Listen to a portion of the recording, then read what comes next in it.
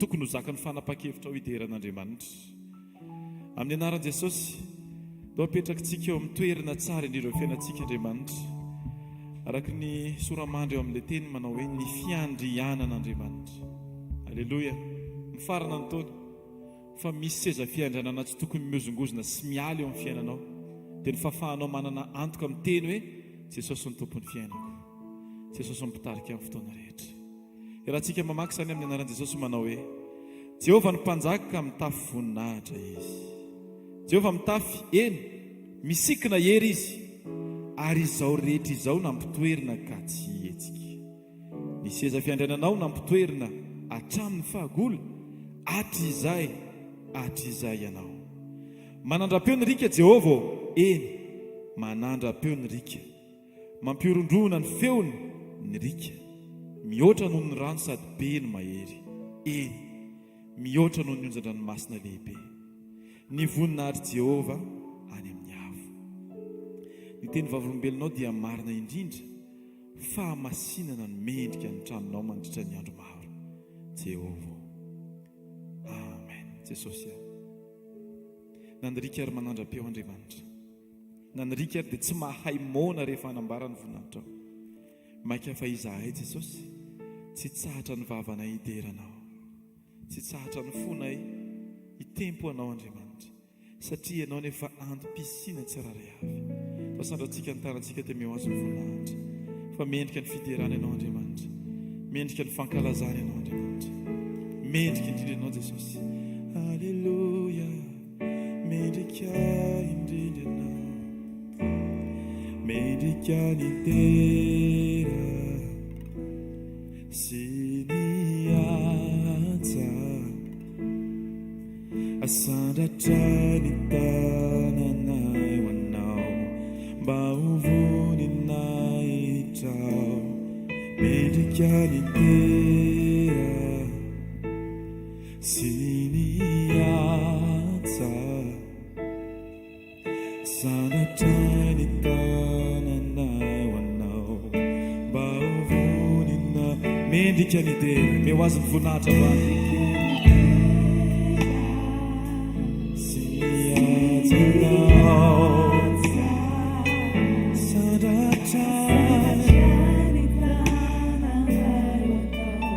Voninahitra,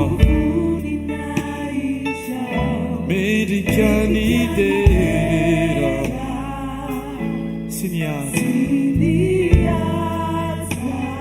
sandratra voninahitra, saranao magaga tsara, tsisy mitovy aminao, tsisy toanao, tsaranao magaga tsara, tsisy mitovy aminao, tsisy toanao. Mendrika ny terenao, mendrika ny terenao Jesosy. Alleluia. Mendrika ny tera sy ny aja, sarado ny tananao an Jesosy, sandratra ny tananay, mba ho voninahitra.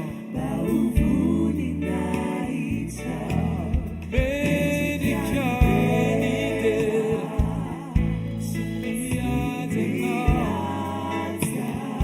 sandratra ny tananay, mba ho voninahitra.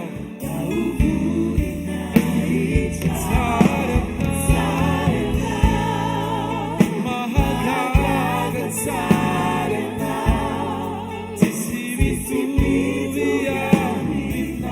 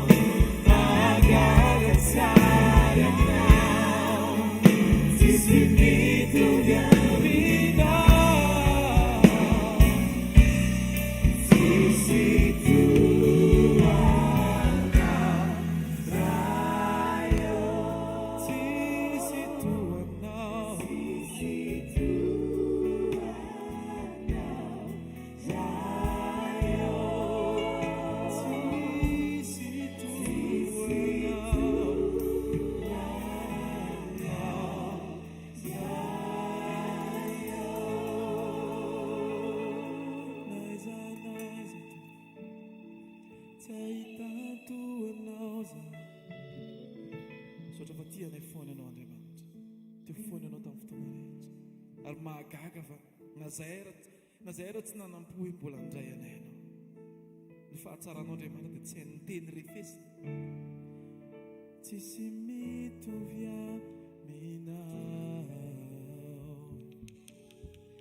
tsisy toanao fa tsara ianao, mahagaga tsara ianao, tsisy mitovy aminao,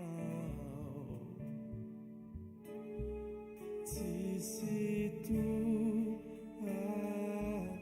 ianao, tsara ianao, mahagaga tsisy mitovy aminao, tsisy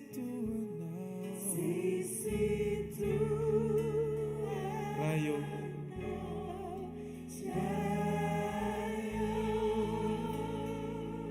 Jesosy androany zay Andriamanitra raha mandinika ny lasa rehetra teo amin'ny fiainanay dia afaka miteny mihitsy efa tsisy tahaka anao Andriamanitra. Afaka miteny zay Jesosy fa tsy misy mahavita ny vitanao teo amin'ny fiainanay. Ary afaka mafisinay fa tsy manana hafa ankoatranao zay Jesosy. Ary ampy anay tanteraka ianao. Asandratray ny tananay Andriamanitra. Ho marika fa tena babonao tanteraka zay Jesosy. Manaiky ny fitondranao zay Andriamanitra ary mety ny fitondranao. Aoka tsy olona tia menimenina ny fitondranao intsony zay Jesosy, fa olona tia mankalaza sy mankasitraka, mandrakarivo. Raha mbola misy ny fofonay eo aminay Andriamanitra, eny mandrakizay mihitsy Jesosy, dia atokanay mihitsy ny aminay rehetra hideranao isanandro isanandro, satria tsy manana hafa ankoatranao zay Jesosy. Ary sahanay mihitsy milaza eto androany hoe ampo anay ny fahasoavanao. Totsika samy anao hivavaka. Halleluia. Ankasitrao ny fitondran'Andriamanitra, ankasitrao ny fitondran'ny fiainantsika Jesosy eo. Tsy ny zavatra mitranga androany ny avelanay ampirotsaka ny ranomasinay Andriamanitra, fa ny fahalalanay ianao Jesosy dia antoka ngeza be mihitsy ahafahany mifaly amin'ny fotoana rehetra, satria ianao mihitsy nefa nyteny fa fahavokisam-pifalinana eo amin'ny fanatrehanao Jesosy. Amin'ny anaranao Jesosy, Jesosy, asandratro ny tanako ho anao Jesosy, mpanjakako fianao ilay mpanjakany foko. Asandraton'ny tanantsika eraka iran'izany. Halleluia. Ny tanako ho anao Jesosy, ianao irery mandraky izany mpanjakany foko.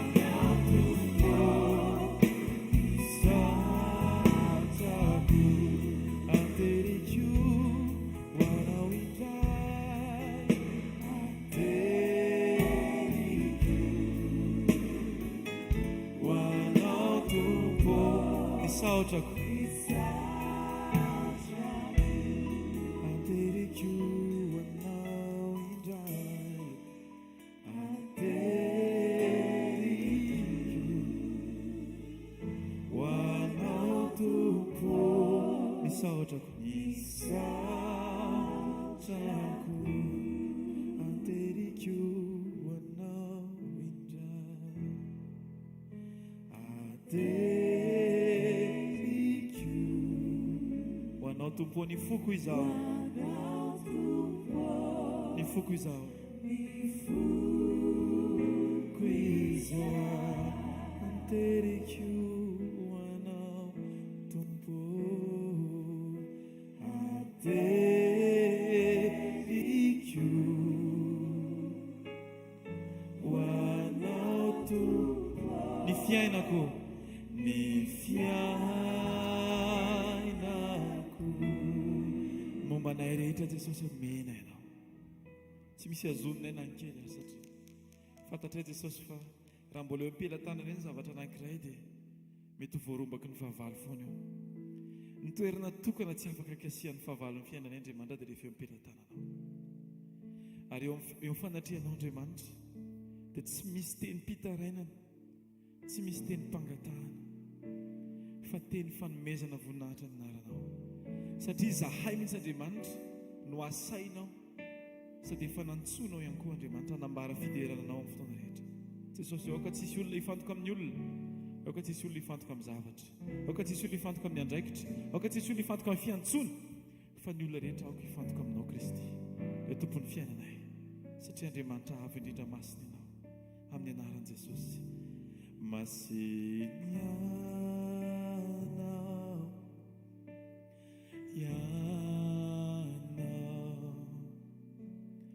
Tumpo tistu anao masinya yana terawanao Jesus sikeret masinya in and out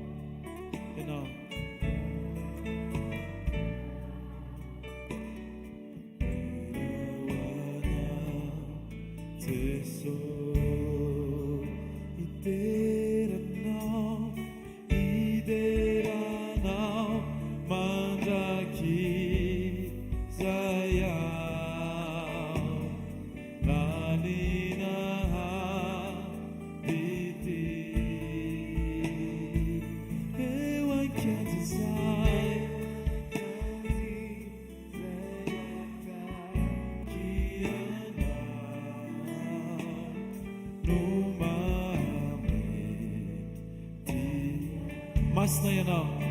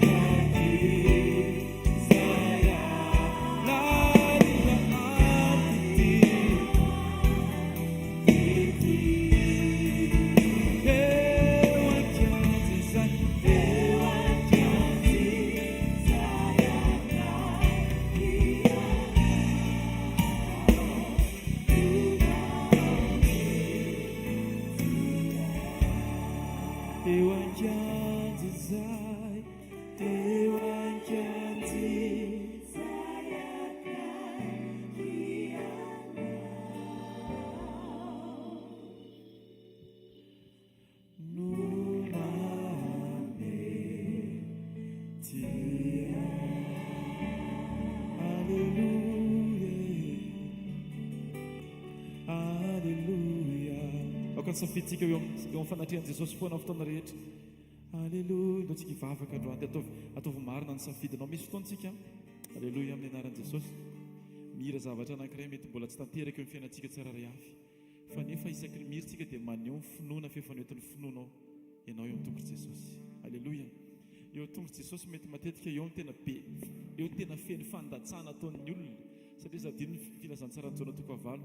Fa teo anatrehan Jesosy ilay vehivavy tratra olona tanàny jangajanga, teo ny fandatsana ny tonga. Fa nefany teo Jesosy miampiasa ny tenin'Andriamanitra hiaro azy. Te hitarika antsika tsiraray avy. Mety betsaka ny teny avy any ivelany, mety manosika antsika te hivoaka, fa aza velan'ny tenin'ny olona nitondranao na hiantoka ny déplacement anao. Tenin'Andriamanitra dia milaza fa izay tarian'ny fanahin'Andriamanitra zanak'Andriamanitra. Dikan'izany, izay tarian'ny fanahin'Andriamanitra dia ahetsiky ny fanahin'Andriamanitra. Fantatritsika tsara mihitsy fa tsy misy hetsika afaka ataontsika tsiraray avy. Satria efa mifany masina mitarika antsika tsiraray avy androany. Ataontsika toetra mandrakariva eo tongotry ny Tompo.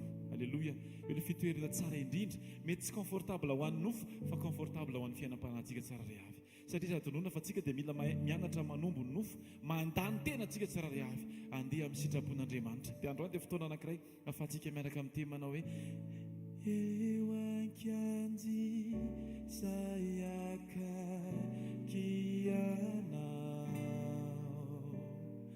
numame tia eo ankianji sayaka kianao sayaka kianao numame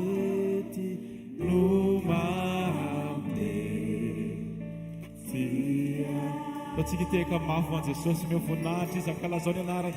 Alleluia. Tovy mafy ny teako ao an Jesosy. Alleluia. Mahazo ho toerana tompoko azafady. Mahazo ho toerana tonga amin'ny fotoantsika merenana voninahitra any amin'ny Jesosy mandroso tompoko. Jesosy daholo voninahitra ao an Jesosy no hijoroako vavolombeleto. Efa 3 taona mahery kely teo angamba no narary be ny lamosiko. Tamin'izany andro izany nieritreretana anazy hoe mety ngeza be ngamba dia tsy mahazaka ny vatako ilay izy. Dia rehefa mihetsika ilay izy tena tsy mahetsika mihitsy ny tongotro sy ny tena marary be hoe siatika izany ilay izy. Dia mandray aty ambany aty tena tsy tafihetsika mihitsy. Isaky ny mandeha croisade, isaky ny misy hoe vavaka ho an'ny marary, ametrahako tanana foana ilay izy, fa tsy sitrana mihitsy. Dia ohatrany hoe navelavelako teny fa narary foana. Dia hoe ay mety poazany na tonga ilay izy dia nanena tena dia hoe ay tena savabe kosa aloha tamin'ilay niena fa avy eo rehefa mandeha any eny dia nefa ny miverina indray ilay izy. Misy mouvement afaka atao ohatr'izao dia afaka ilay izy dia natao kely indray aloha ilay mouvement sy l'exercice dia mety kely dia avy eo miverina ihany vao mahay marary be. Dia ilay izy ohatrany hoe sava amin'ny fotoana dia misy fotoana ilay izy ny tena mampetsika anazy mitsangana ela na mipetraka ela na matory ela ohatrohatran'izay.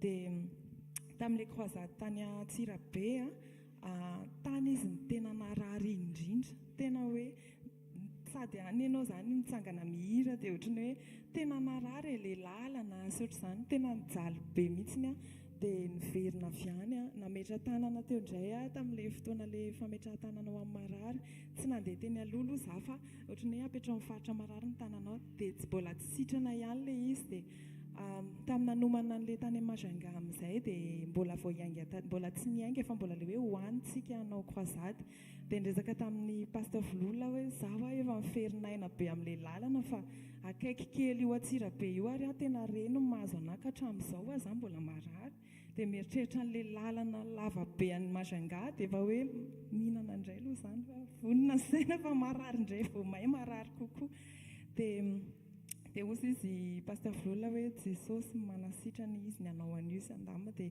za hoe amen dia tena nitato anatiko a tena tsoroko aminareo fa za tsy nino hoe ho sitran'izany satria efa be da be ohatrany hoe efa mandeha croisade foana iny akaiky kely iny arany a tsy nety sitrana ohatrany hoe ohatr'izay tena hoe tsy menatra miteny hoe tena tsy nino aho hoe ho sitran'izany fa hoe izay izany dia efa tsy nanantena fa hoe bon anao asa fanompoana dia ho an'i Jesosy ny andanako any fa na marary na maninona dia go foana dia teny andalana patonga tany a tena lava ny lalana hainareo ny lalana makany sady ratsy ny enjakenjana tsy naninona mihitsy aloha dia mbola tsy ao tsara ilay finoana satria mbola nieritreritra hoe eny mety hoe mba tsy dia naninona tamin'ity ilay fotoana rehetra tany a nitsangana foana raha tadidinareo an'izay tany a tena nitsangana foana tokony efa narary mihitsy ny lamosika mbola tsy naninona ihany nandritra ny fotoana rehetra nody ny verina anakaty tsy naninona foana dia ozy izy a mantsy ny vadiko hoe mety ny sitranin'i Jesosy a angamba mbola tsy tena sura fa oza hoe faly eo a hiteny dia fa zaho tsy maintsy hijery vavolombela fa kaloha za sura tsara fa manjary dia tena hoe mea tonga eto hoe izany ataoko ohatrany hoe ilay tsy finoana ato anatiko nefa efa nataon'i Jesosy ilay izy tena tia eto izany depuis an'izay a tsisy ninona izay toerana fotoana rehetra tokony no nampihetsika an'ilay izy a voninahitra an'i Jesosy fa tena sitrana alleluia alleluia témoignage manaraka tompo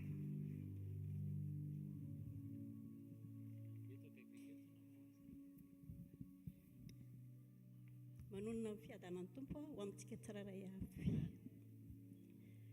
hifonako amin'i Jesosy aloha raha zao vao nijoro hoe satria efa 8 volana lasa izay hitanareo tamin'ilay zavokelyko farany iny a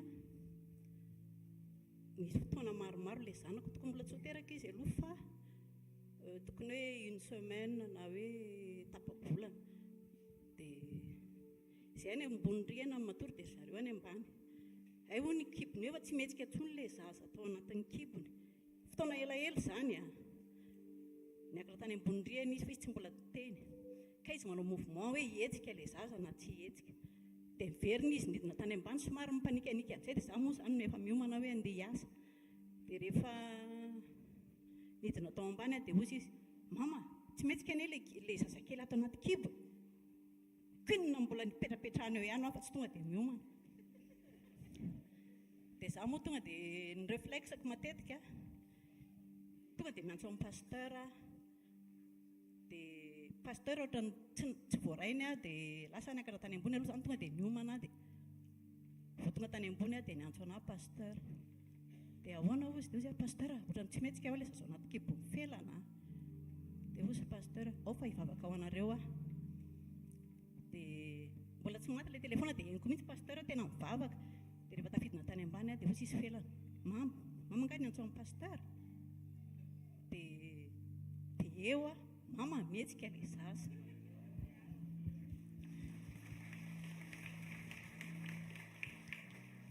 dia talohany moa zany zay efa niantso an'ilay dokotera ilay tokony ampiteraka anazy dia aveo ilay dokotera niantso aizy nareo e za nefa ato amin'ny hôpital le izay efa tsy rotatso fa ilay zaza efa nietsika tsinona dia noho ny aveo moa tsy maintsy mankany amin'ny hôpital ihany ianao dia rehefa tonga tany amin'ny hôpital ianao dia natao daholo ny rehetrarehetra dia izay safidinareo izy dokotera na hiandry amin'ny herinandro nareo vao hiteraka na hodidiana androany dia raha ny sitrapon'ny felana izany dia ozy izy hoe zaho tena mbola ataoko parovoa basy ihany dia mivadiny manao hoe tiako hodidiana dia ozy izy mivadiny hoe inona ny mamy aloha aloha iandry amin'ny pastera aho izay mikorotakorotana kely ohatr' izay teo tena hoe tena misy jesosy tena hoe mamaly anay reto jesosy tonga dia niantso pasteur dia ozy izy pasteur didin'androany fa misy atakiny devoly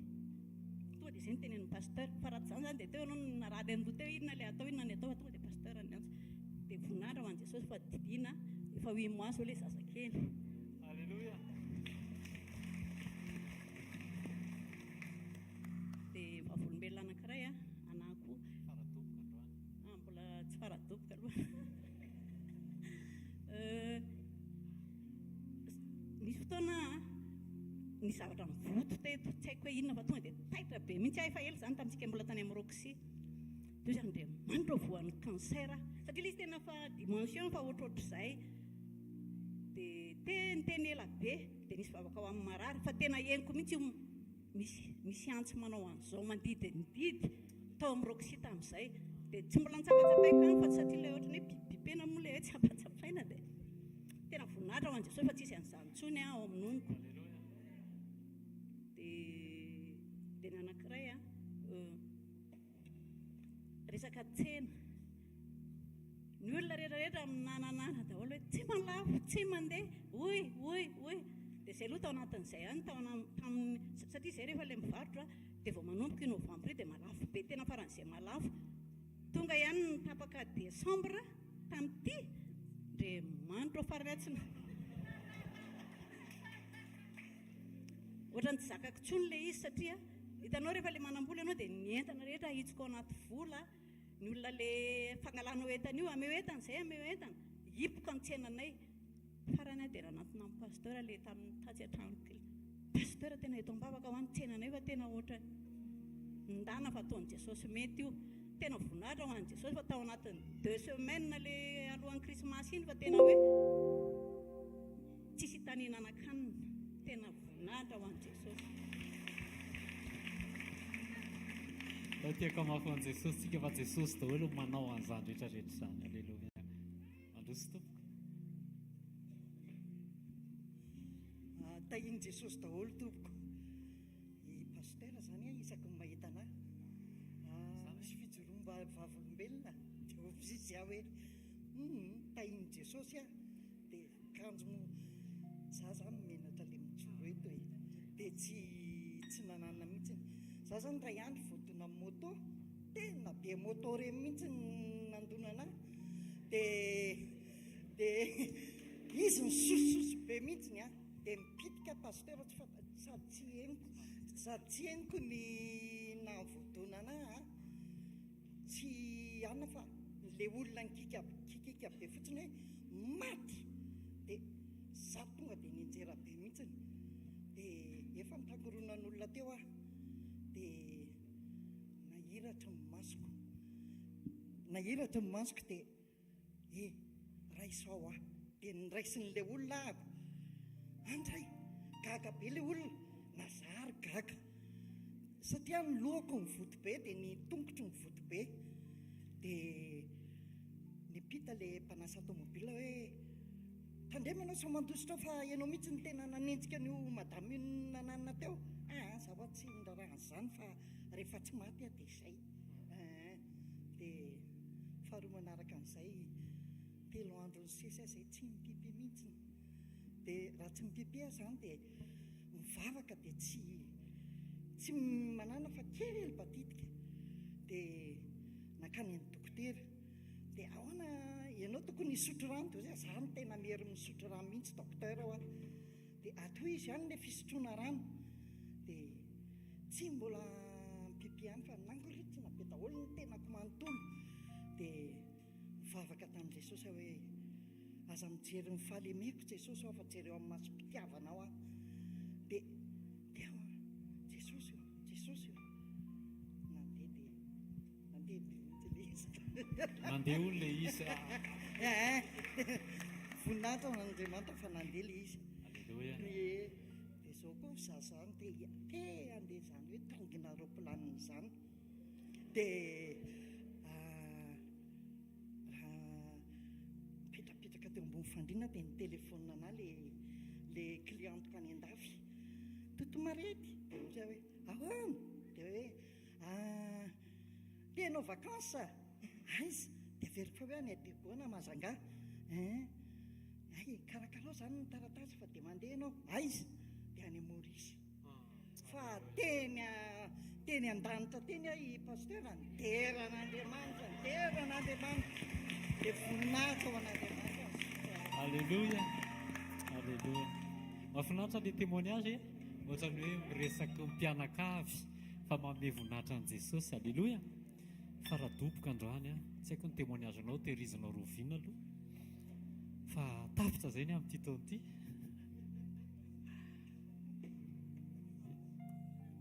Mbola misy anankiray azafady tanareo zany. Avance pasteur, avance, merci pasteur. J'avance. Voninahitra ao an'Andriamanitra fa tamin'le krismasy mahagaga iny nanao accident le fiara nitondra anah nakany amin'le toerana tany bypass. Domina moto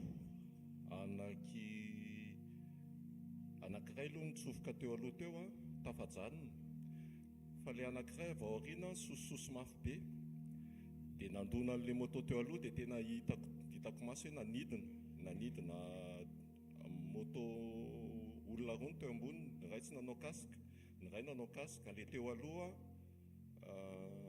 nanao casque tsy tadidiko fa tena hoe midona dia nanidina le moto tao aoriana dia nitotona izy mirahalahy. Fa voninahitra ao an'Andriamanitra fa tsisy tapaka, tsisy hoe torana fa kika kely fotsiny voninahitra Andriamanitra. Tao anatin'izay moa hoe tafateny fotsiny hoe Jesosy io dia zay voka ny voninahitra Andriamanitra irery ihany. Zay moa tsisy naninona fa lery zalahy le moto sy ny mpitondra azy zay ny tena hoe natahorana nefa ny tena tsisy tapaka, tsisy torana, tsisy hoe zavatra grave be. Misaotra an' Jesosy. Alléluia. Tena Jesosy daholo ny ao ambadika izany rehetrarehetra izany izy miaro amin'ny loza maro samihafa. Afatra ho antsika mpitondra moto ho antsika ho satria za mpitondra moto pasteur Njiva koa mpitondra moto. Maromaro tsika eto manova aroloza, manova kaska, ataovy ny bisikleta koa, ataovy ny fiarovana ranjery sa kiraro rehetrarehetra dia ajaony hafainganam-pandeha dia ajaony mpandeha tongotra. Le madama teo zao voadona le olona ny teny hoe maty, izy tsy maty fa le moto nandona azy ny maty. Fiarovan'i Jesosy zany. Amen. Androany dia sarika ny sainao hoe misy zavatra fanirianao zay. Ny anahy zao teo hoe mba te handeha roplanina, tsy haiko hoe firy taona ianao fa nofinofinao mangina ny tsainao rery any hitan'i Jesosy. Tena hitan'i Jesosy fa manana ny fotoana fotsiny Jesosy. Manana ny fotoana an' Jesosy dia tsy adinin'i Jesosy ianao.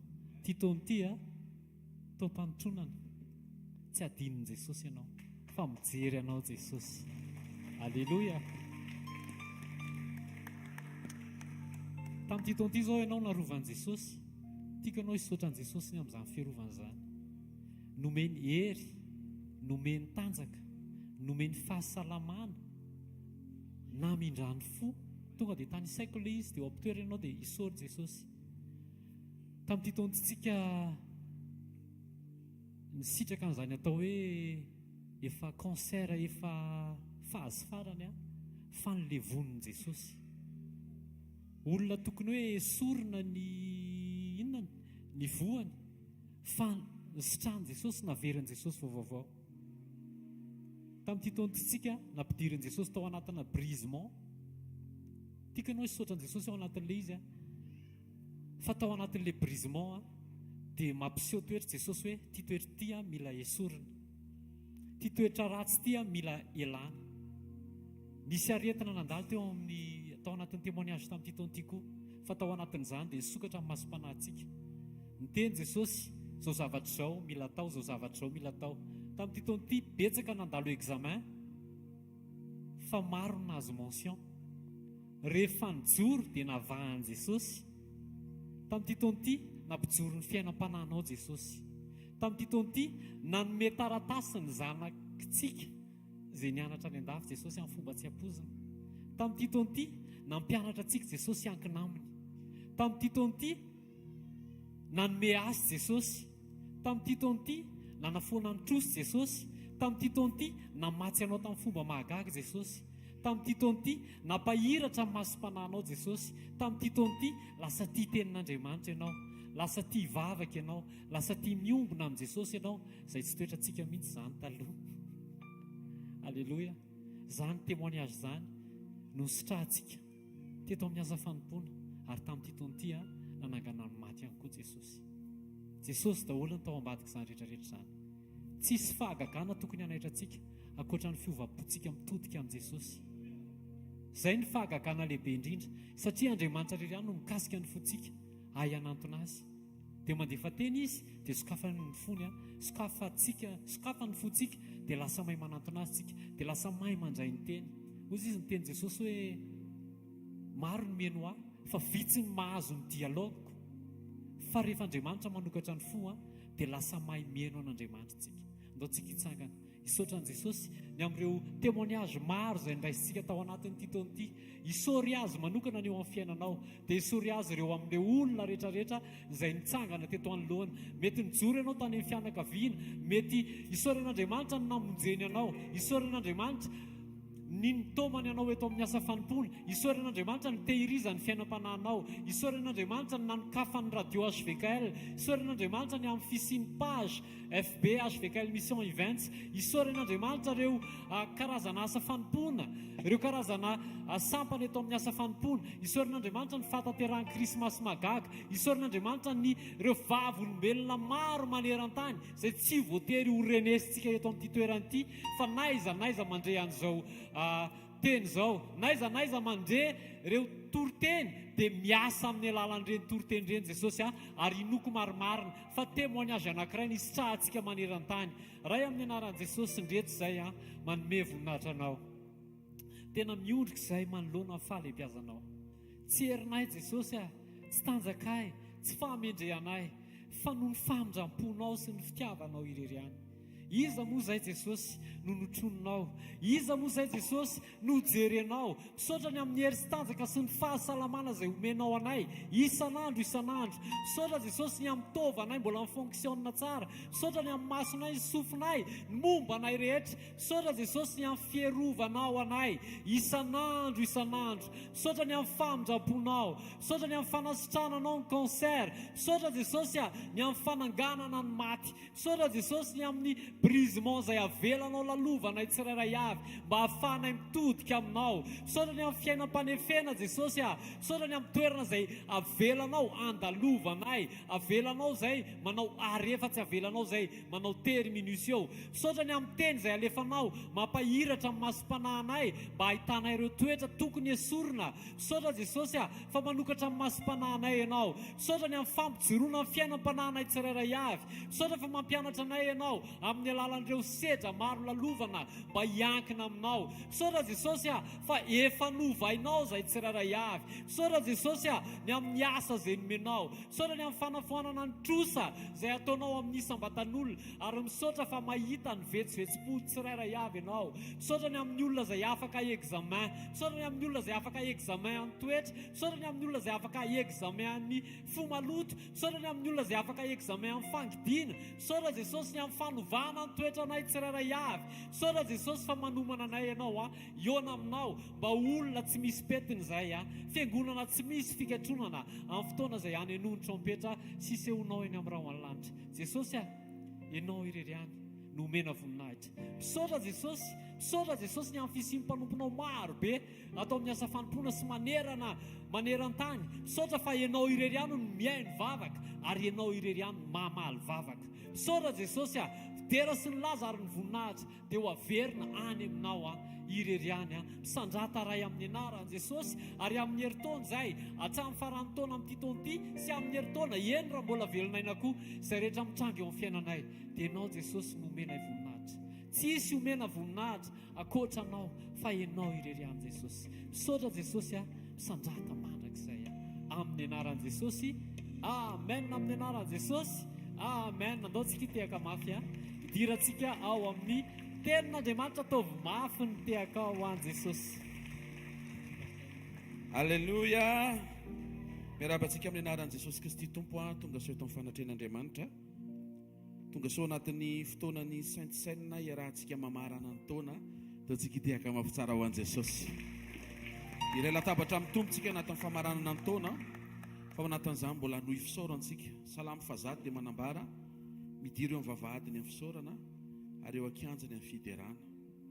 Aoka ho feno fisaoranazy. Ao afoantananao dia misaoran'Andriamanitra. Misaora fa Andriamanitra tsara izy taminao, Andriamanitra ny famindrapo izy taminao, Andriamanitra ny famatsiana izy taminao, Andriamanitra ny fahavokarana, Andriamanitra fitiavana. Manoeza voninahitra n'Andriamanitra le maha-Andriamanitra azy, satria nasaina hisaorantsika noho ny amin'ilay vavahady, fa ho fenoana ny fisaorana noho ny amin'izy nanokatra ny vavahady. Misaotranao izay ray amin'ny anaran'i Jesosy.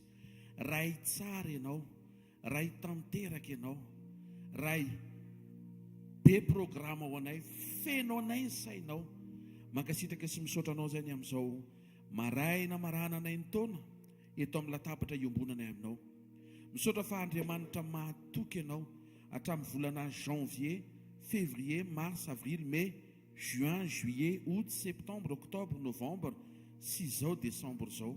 Ianao ilay Andriamanitra nanendrany ao amin'ny fanompona, ianao koa ilay Andriamanitra miasa ao ambadiky ny fanompona, ary ianao ilay Andriamanitra manamarina ny teny izay apetraka eny am-bavanay, ianao ilay Andriamanitra mitahira an'izao ministera izao.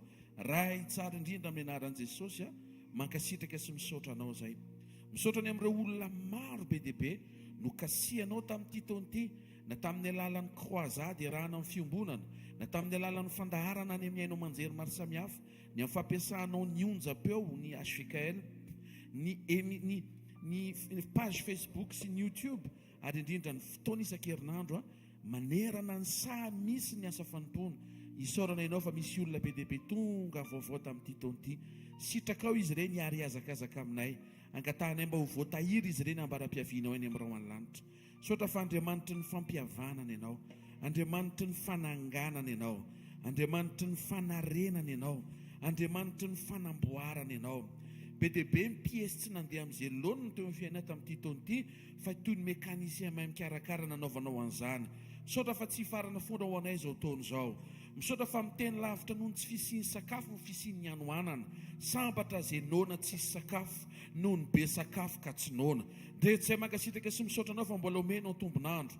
Andriamanitra ny fitehirizana ianao, Andriamanitra ny aina, hery, tanjaka, Andriamanitra ny hery ianao. Mankasitraka iray amin'ny anaran'i Jesosy. Amen. Ho fenoantsika hatrany ny fisaorana, satria Andriamanitra dia miandry antsika hisaotra azy amin'ny zavatra rehetra. Tesaloniana voalohany toko 5:7-10, izao voalaza ny teny izay efa mahay an'izay tsenjery amin'ny anaran'i Jesosy Kristy avy Nazareta, manao hoe saora amin'ny zavatra rehetra, fa izany no sitrapon'Andriamanitra ao amin'ny Kristy Jesosy ho anareo. Timoty voalohany toko 4:4, fa ny zavatra rehetra izay nataon'Andriamanitra dia tsara avokoa, ka tsy misy tokony ho lavina raha raisina amin'ny fisaorana. Le témoignage nasain'ny pasteur sandratra ny saorantsika dia zavatra pozitiva daholo. Mahamenona azy ianao hatren'Andriamanitra, dia tsika hisaotra ny amin'ny zavatra negativa be dia be teo anatrehantsika. Fa amin'Andriamanitra ireny lalana, amin'Andriamanitra ireny opportunité. Mety tsy takatry ny sainao. Ary izany mihitsy ny antony mahatonga antsika voarolana eto hanao ny sitrapony. Ao afoantananao dia hisaora amin'ny fonao ray manontolo le zavatra be dia be. Taony imprévu, taony tsy takatry ny saina, taony tsy ekeny ny saina. Mahavariana ny réaction sain'Andriamanitra tao, ozy izy hoe hisaory fotsiny. Ao afoantanao dia sokafo ny fonao, aoka horen'Andriamanitra ny aviany anatinao miloaka, aza vela ho ny zavatra mety ho nafinahitra sy nandresy lahatra anao ihany, ny mahafeno ny fandresen-dahatra ao hisaotra. Fenoy fisaotra tao anatren'Andriamanitra amin'izao famaranana ny taona izao. Saotranao izay ray amin'ny anaran'i Jesosy Kristy avy Nazareta. Ny amin'ny famindraponao sy ny fahatsaranao mitondra anay.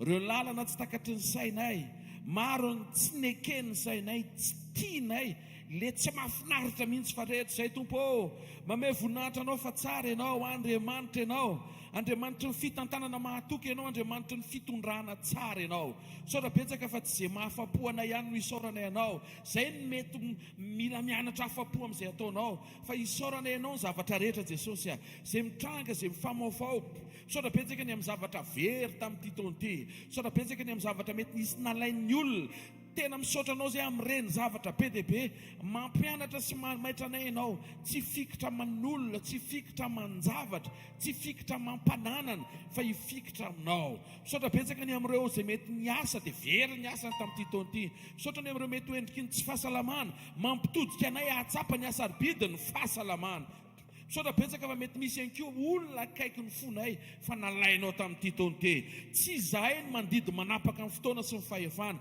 fa ianao ny manao izay tianao misaotra raha eo amin'ny anara-maheran'i Jesosy Kristy avy Nazareta amen amin'ny anaran'i Jesosy amen nao fofontananao ataontsika mbola hanambara fa Andriamanitra irery Andriamanitra eo amin'ny seza fiandrianana izy tsy misy mahozogozona ny fahalebiazana sy ny fahefana anambaritsika fa raha misy nomembonahitra tsy misy ankoatran'Andriamanitra irery izy ilay tsy natao tanana fa amin'ny alalan'ny tanana nanaovany zavatra rehetra izy ilay tsy mila ninninona avy amintsika fa izy ny naneny rehetra avy aminy mba hatonga ny fiainanao hitsangana sy hijoro hatonga anao tsy ho very hatonga anao tsy ho mpanota mandrakizay fa hatonga anao ho tonga zanana aovafontanana ataontsika iombona mpifaliana mpitsikina anambarana izany tolokira-panahy zany ny any anaton'ny fotsika amen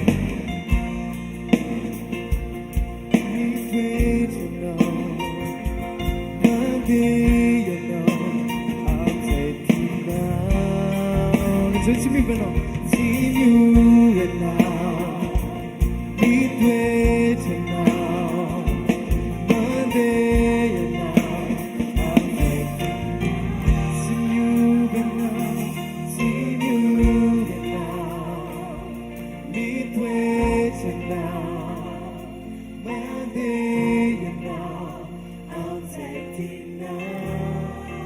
tsy miovy ianao mitoetra ianao mandeha ianao antsy tianao antia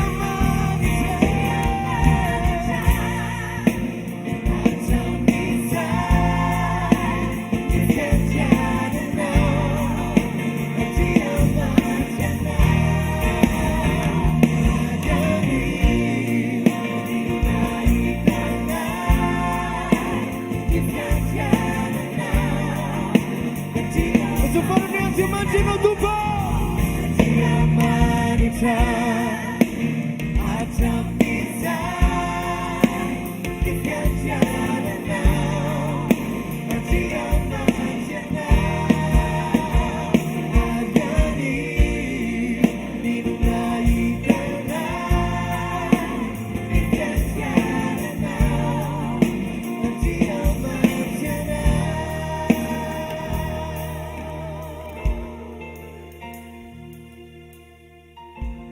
Mianatra izay iray amin'ny anaran'i Jesosy tsy jery afa-tsy ianao, tsy ahita afa-tsy ianao.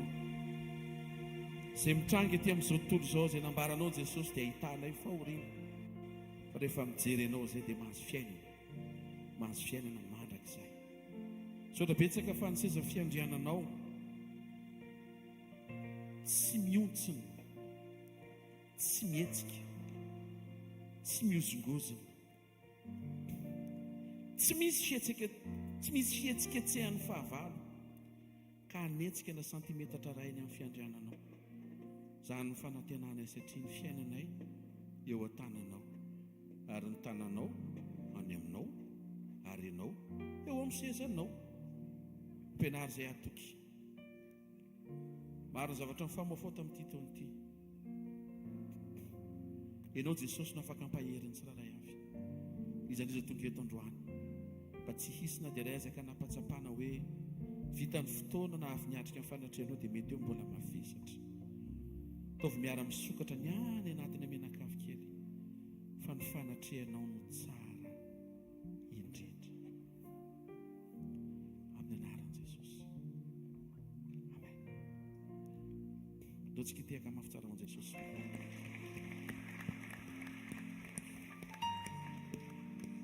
Misy zavatra nytenenin' Jesosy zay 20 taona lasa tamin'ny 2003 tamin'ny vonitsangana ny asa fanompona. Dia toenao tsy takatry ny saina mienary izany tenenin' Jesosy zany. Fa nanomboka tamin'ny herintaona ilay izy nanomboka mihamazava, mbola tsy tena hoe à 100%. Manana faharetana kely fotsiny izay dia tiaka hiangana sy haviana. Misy zavatra mety tsy takatry ny sainao, aveo Andriamanitra hitantana.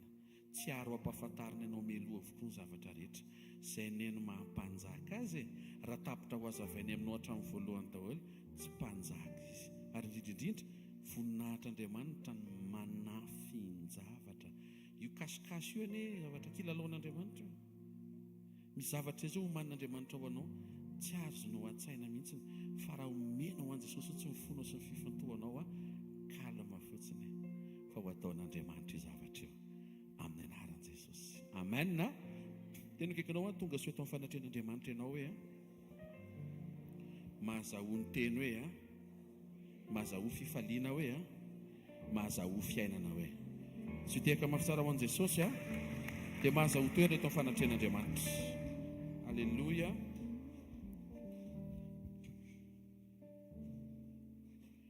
Naton'izao fanasany Jesosy antsika hiombona latabatra aminy anatin'ny famaranana ny taona dia faly izara ny teny izay men'Andriamanitra antsika androany loha hevitra nampitondraina ny lohateny hoe olom-baovao miaina fanekena tsara lavitra. Olom-baovao miaina fanekena tsara lavitra. Raha fitinina zany dia hoe testameta vaovao zay. Mba atao amin'ny endrika frazy ilay izy mba ho azonao hoe ny testameta vaovao na ny fanekena vaovao dia fanekena tsara lavitra ho anao fanekena tsara ny testameta taloha, fa fanekena tsara lavitra ho anao ny testamenta vaovao nentin' Jesosy. Marihana fa Jesosy mitondra zavatra niaraka tamin'ny famonjena izay nataony sy ny vitainy. Fantatsika ihany koa fa vokatry ny fifantohana ny famoronana zava-baovao. Ny olona mifantoka dia mamoron-javatra vaovao eo amin'izay misy azy. Ny chef cuisinier mifantoka zany mamorona inona? Recette vaovao, menu vaovao, mampiasa ingrédients vaovao, mamorona mode de cuisson vaovao. Alléluia. Ny mpihira mifantoka mamorona hira vaovao, mamoaka clip vaovao, manao fotoana ahafahana midera sy manao fiankofana, mamoaka album vaovao. Izay ny profim-pifantohana. Mihaino tsara ve ilay mifantoka rehetra amin'ity farany taona ity? Tena akaikinao afaka mifantoka ianao hoe amin'ny alalan'ny zava-baovao hoe. Ny renim-pianakaviana mifantoka ao an-trano eo am-pikarakarana ny sakafo atoandro dia tsy totokena foana ny lokanareo.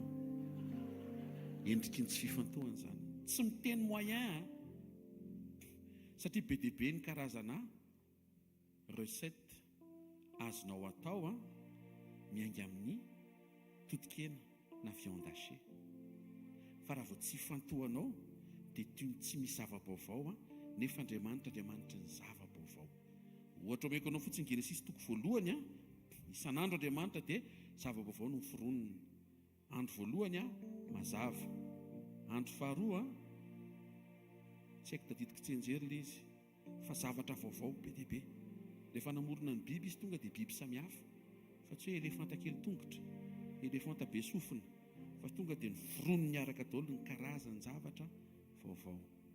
Ny olona miasa mifantoka dia olona mamorona zavatra vaovao.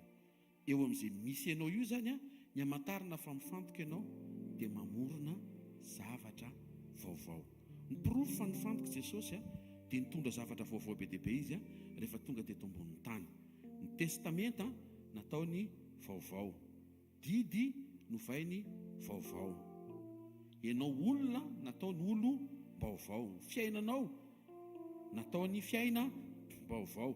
Mampiomana izy fa rehefa ho tapitra ty tany taloha sy lanitra taloha ty dia izy tany sy lanitra vaovao. Jerosalema ny Israel efa taloha iny fa le miandry anao rehefa vita ny zavatra rehetra Jerosalema vaovao. Dia izy ihany koa miteny miomana fa tsy maintsy izy divay vaovao izay mitaky siny vaovao. Vady ihany tsy vaovao fa ny fifankatiavanareo mivady ny vaovao. Tsy mahay antehaka ao an'Andriamanitra. Halleluja. Ka mahita fa amin'ity farany taona ity isy olona be dia be hifantoka amin'izay misy azy. Amen. Tsy mandresy lahatra mihitsy ny amen nataonao. Alléluia. Isaia 43:18-19 aminaran'i Jesosy dia hitantsika anatin'ilay fanekena vaovao nentin' Jesosy izay fanekena tsara lavitra azonao iainana satria olom-baovao ianao. Naran'ny tompo aza matsiaro ny lasa na misaina ny taloha, indro izao efa nao zava-baovao, koa ankehitriny dia efa miposaka izany, tsy halala izany vai anareo. Eny, any anefitra nanaovako lalana ary any amin'ny tany lao no asiako ony. Ny zava-baovao ataon'Andriamanitra dia hanadinoana ny lasa, hanadinoana ny taloha. Ka matoa Jesosy nidina nanao fanekena vaovao dia ny hahafahanao manadino an'ilay fanekena taloha satria tsara lavitra no efa ataony ho anao. Jeremia 31:31 niboantsika azy amin'ny anaran'i Jesosy.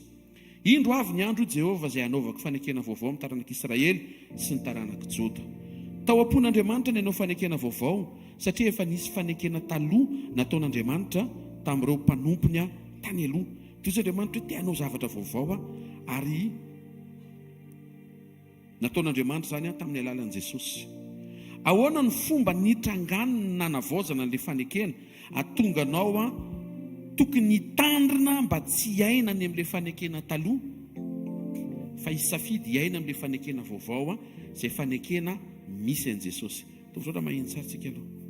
Tsy dia tsara zany ianao miaina ny amin'ny testamenta taloha satria ilay testamenta rehefa novaina. Ao ny rahan'i Jesosy no fanombohan'ny testamenta vaovao. Matteo 26:28 naran'ny tompo fa ity no rako ty no rako Jesosy dia ny amin'ny fanekena vaovao izay alatsaka ho amin'ny maro ho famelan-keloko.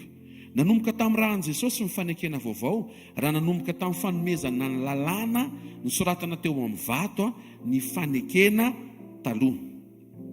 Ny fanekena vaovao ihany koa dia araky ny fanahy. Korintianina 2:7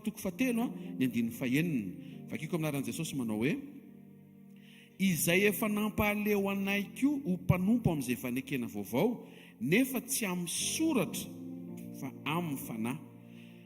Fa ny soratra mahafaty fa ny fanahy no mahavelona. Ny testamenta taloha dia testamenta mifototra amin'ny soratra nefa ny soratra mahafaty. Dikan'izay ny fijanonanao amin'ny testamenta taloha dia efara amin'ny fahafatesana fa tsy maintsy ianao misafidy hiditra aty amin'ny testamenta vaovao izay testamenta mifototra amin'ny fanamasina fa ny fanamasina no mahavelona. Ny soratra amin'ny tsara jugement dia mahafaty satria izay mandika dia tsy maintsy maty. Ary raha didy ray fotsiny tsy voahaja anao dia ohatrany tsy nanajan'izy rehetra ianao. Diso amin'ny ray, diso amin'ny rehetra. Amin'ny ray resako tsy hoe amin'ny ray Andriamanitra fa amin'ny iray, un chiffre. Diso amin'ny didy anankiray ianao dia diso amin'ny didy rehetra na niezaka be aza. Raha izay ianao tsy mijanona any. Averiko. Niezaka be aza ianao tena hoe manaja ray aman-dreny, tsy mangalatra, tsy mitsiriritra. Raha tsy saina kely tampoka fotsiny dia tsisy ny raisina daholo le ezaka rehetra nataonao. Tena kikinao izany ny testamenta taloha hoe. Dia tena izy raha izay ianao tsy mijanona any hoe. Izay mahatonga an'Andriamanitra amin'ny teny hoe aza mitoetra any amin'ny lasa, aza mitoetra any amin'ny taloha. Matoa Jesosy nidina nanamboatra sy nanavao le zavatra namboariny izany no mety aminao. Hozy izy ny Jakoba 2:10 anaran'ny tompo niza mitandrina lalàna rehetra nefa diso amin'ny ray loha dia meloka amin'izy rehetra. Nidiny Jesosy nanovy izany. Tiaka mafitsika ho an'i Jesosy aloha. Nidiny Jesosy nanovany le fanekena ho fanekena mifototra amin'ny fanahy mahavelona. Mahatonga an'le fahavelomana satria ny fanahy masina mirevele manondro an' Jesosy fiainana. Manaraka tsara daholo a. Raha vao tsy mandray revelation momba an' Jesosy ianao dia tsy mahazo fiainana satria ny revelation momba ny fiainana dia revelation momba an' Jesosy. Satria Jesosy ny teny izany lalana sy fahamarinana ary fiainana. Ninona nampientanentana anao ka tsisy resaka Jesosy dia mety mahery ianao fa tsy velona.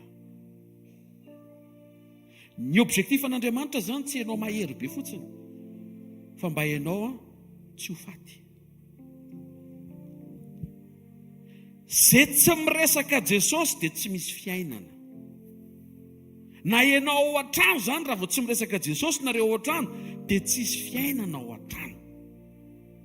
Ny atao hoe fiainana zany tsy le hoe mety zay rehetra ataonao, tsara tarehy ny vadinao, amen. Tsy minao zany tsony ingainao. Efa aleloha mihitsy. Tsy ho an'ny mpivady voaina ange zany e. Na ho an'ny efa veteran niatrika an'ity karazana ady lehibe maro samihafa ity, tokony mbola hitan'ny vadina ho tsara ianao. Ny fahatsarana anie tsy le ivelany ihany e, fa ny anenady. Averiko ty teny ty aleo ohatry ny ratsy tary ivelany fa tsara toetra. Tsy izay ohatry ny tsara tary ivelany fa mpanalika. Mazava ve zany e? Sekoly tokantrano aza mijery ivelany, jere ny fo tahaka ny fomba an'Andriamanitra. Ho an'izay roso mitokantrano, ho an'izay miandry izay mety mba hanjara avy amin'ny tompo, amen. Amin'io taon'io hanao fety maromaro tsika. Alleloia. Tandre misondriana sy sodoka amin'ny zavatra ivelany. Fa mety ahita olona ianao ohatry ny andevy izy, ohatry ny andevy efa ela mihitsy arany. Fa ny anarany Josefa. Mety ahilika izy androany. Fa io Josefa io rapitsy ny prime ministre. Ka tsy azonao faritana amin'izay hitanao androany mihitsy no avin'ny olona anankiray. Mila mivavaka tsara fotsiny tanora sy ny mpitovo amin'izay mba hanjara tsara omen'Andriamanitra azy. Amen. Ninninona resaka ataonareo ao an-trano dia asio Jesosy dia amin'izay misy fiainana. Tena akaikinao raha tianao hisy fiainana ao an-trano hoe asio Jesosy ny resaka rehetra. Alleloia. Zay ny testamenta vaovao. Satria ny fanahy ny mahavelona. Ny rôle ny fanahy masina anankiray, ny fanahy masina no mirevele momba an' Jesosy ao amin'ny teny. Jaona 5:39 naran' Jesosy, dinianareo ny soratra masina, ataonareo fa ao aminy ananareo fiainana mandrakizay, ireny manambara. 32 ambony kely eo, misy anankiray izay manambara ary fantatro fa marina ny fanambarana izay any ambarany ahy. Manondro ny fanahy masina eto Jesosy. Ny fanekena vaovao na ny testamenta vaovao zany dia testament mifototra amin'ny fiasan'ny fanahy masina mirevele an' Jesosy. Raha te hahazo fiainana ianao dia ataovy mifanena amin'ny révélation momba an' Jesosy. Asio Jesosy ny zavatra rehetra, asio Jesosy ny resaka rehetra, feno Jesosy any amin'ny efitranonareo ao an-trano, hatrany tokotany. Aoka Jesosy hiara-iasa aminao any am-piasana, miara-matory aminao tokantrano, miara-manamboatra sakafo anao ny an-dakozia, miara-mivoaka ao tokotany miaraka aminao, miara-mandeha anaty bus, miara-miandry bus aminao. So dia mieritreritra ianao hoe Jesosy izany zao tsy miandry bus. Ndre Jesosy izany zao mpitaingina 4x4. Mitaingina 4x4 izy ho an'izay mitaingina 4x4, raha fa mandeha bus izy ho an'izay mitaingina bus, mandeha tongotra koa izy ho an'izay mandeha tongotra, satria tsy problème na moyen de locomotion ilay izy. Tsy mifantoka amin'ny fitaovam-pitaterana Jesosy, mifantoka aminao Jesosy.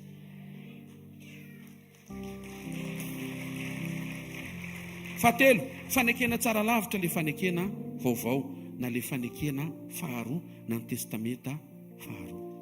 Raha ianao ve mena safidy inona ny tianao, telefônina letranainy be ho an'izay amin'ny iainana izany. Misy génération tsy mahafantatra an'izany reny le zany raka izy ny telefônina atao hoe fandiso averatra voalohany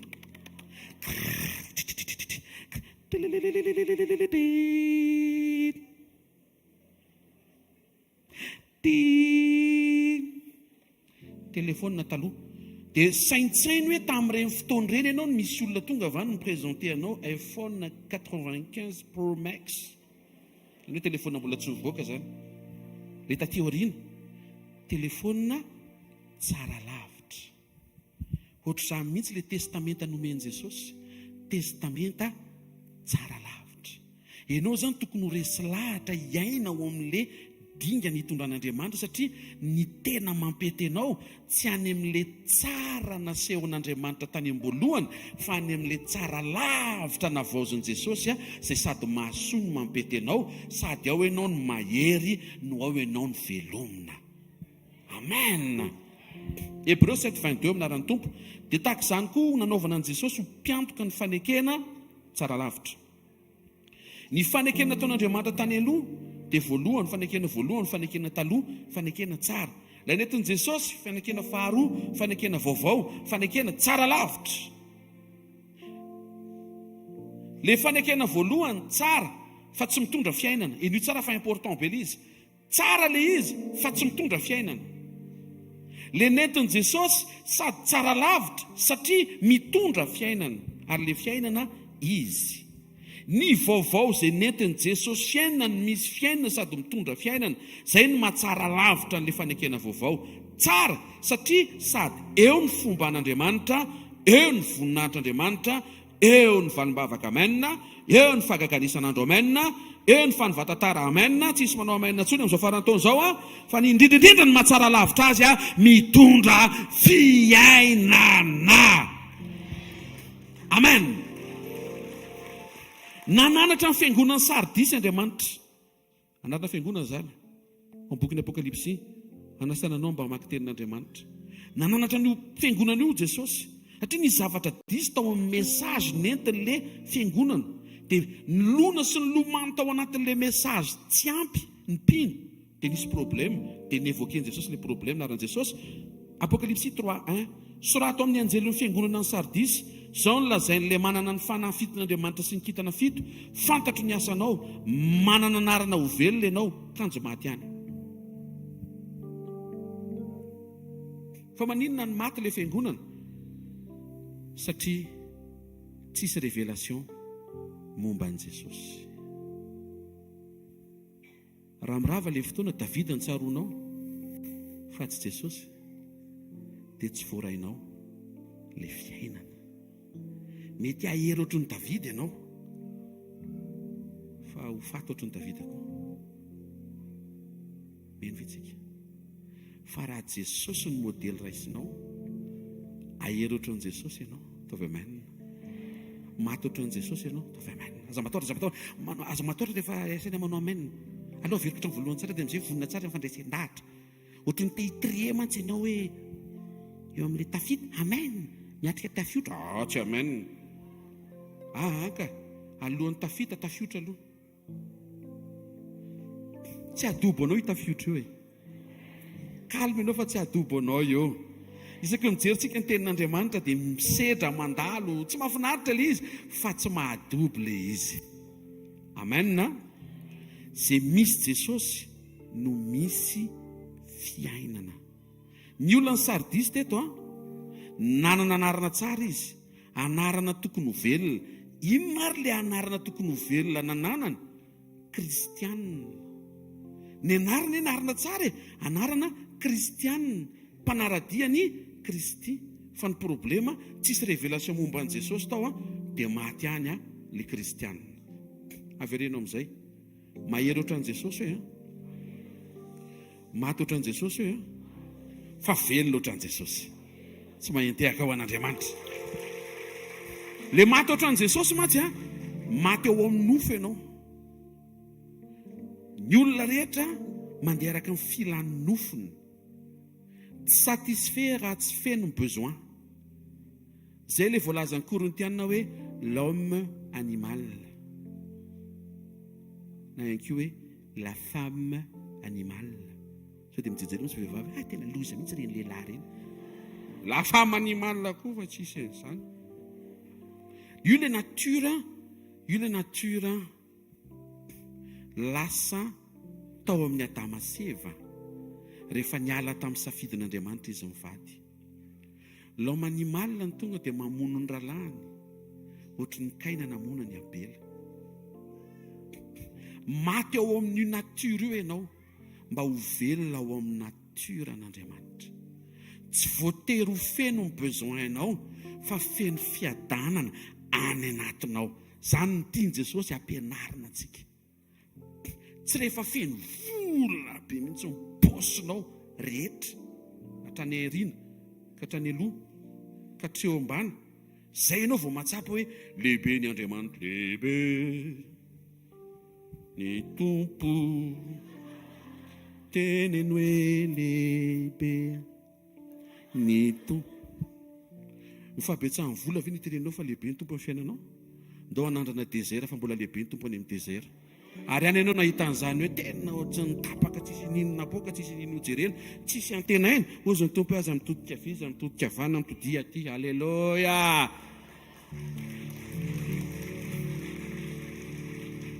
Tsy haiko rehefa mpanompo mpandalo désert foana koa ngamba ohatran'izany foana koa no averina. Fa mampety be ny fiarahanao amin'Andriamanitra ny désert. Any ianao ny tena mahalala hoe tsisy tahaka anao, satria maninona ny tena tsisy tokoa. Mijery ianao tsisy olona, mijery ianao tenitodika sy nahita. Tsy maintsy ianao miandrandra any an-danitra fa any ny tokana afaka hanampy ianao any amin'ny fotoana ny fahamainina, tsisy olona, tsy nisy ninina. Aza matahotra désert, any ianao afaka hitan'Andriamanitra amin'ny tena fahafenono ny fanatrehany. Amen.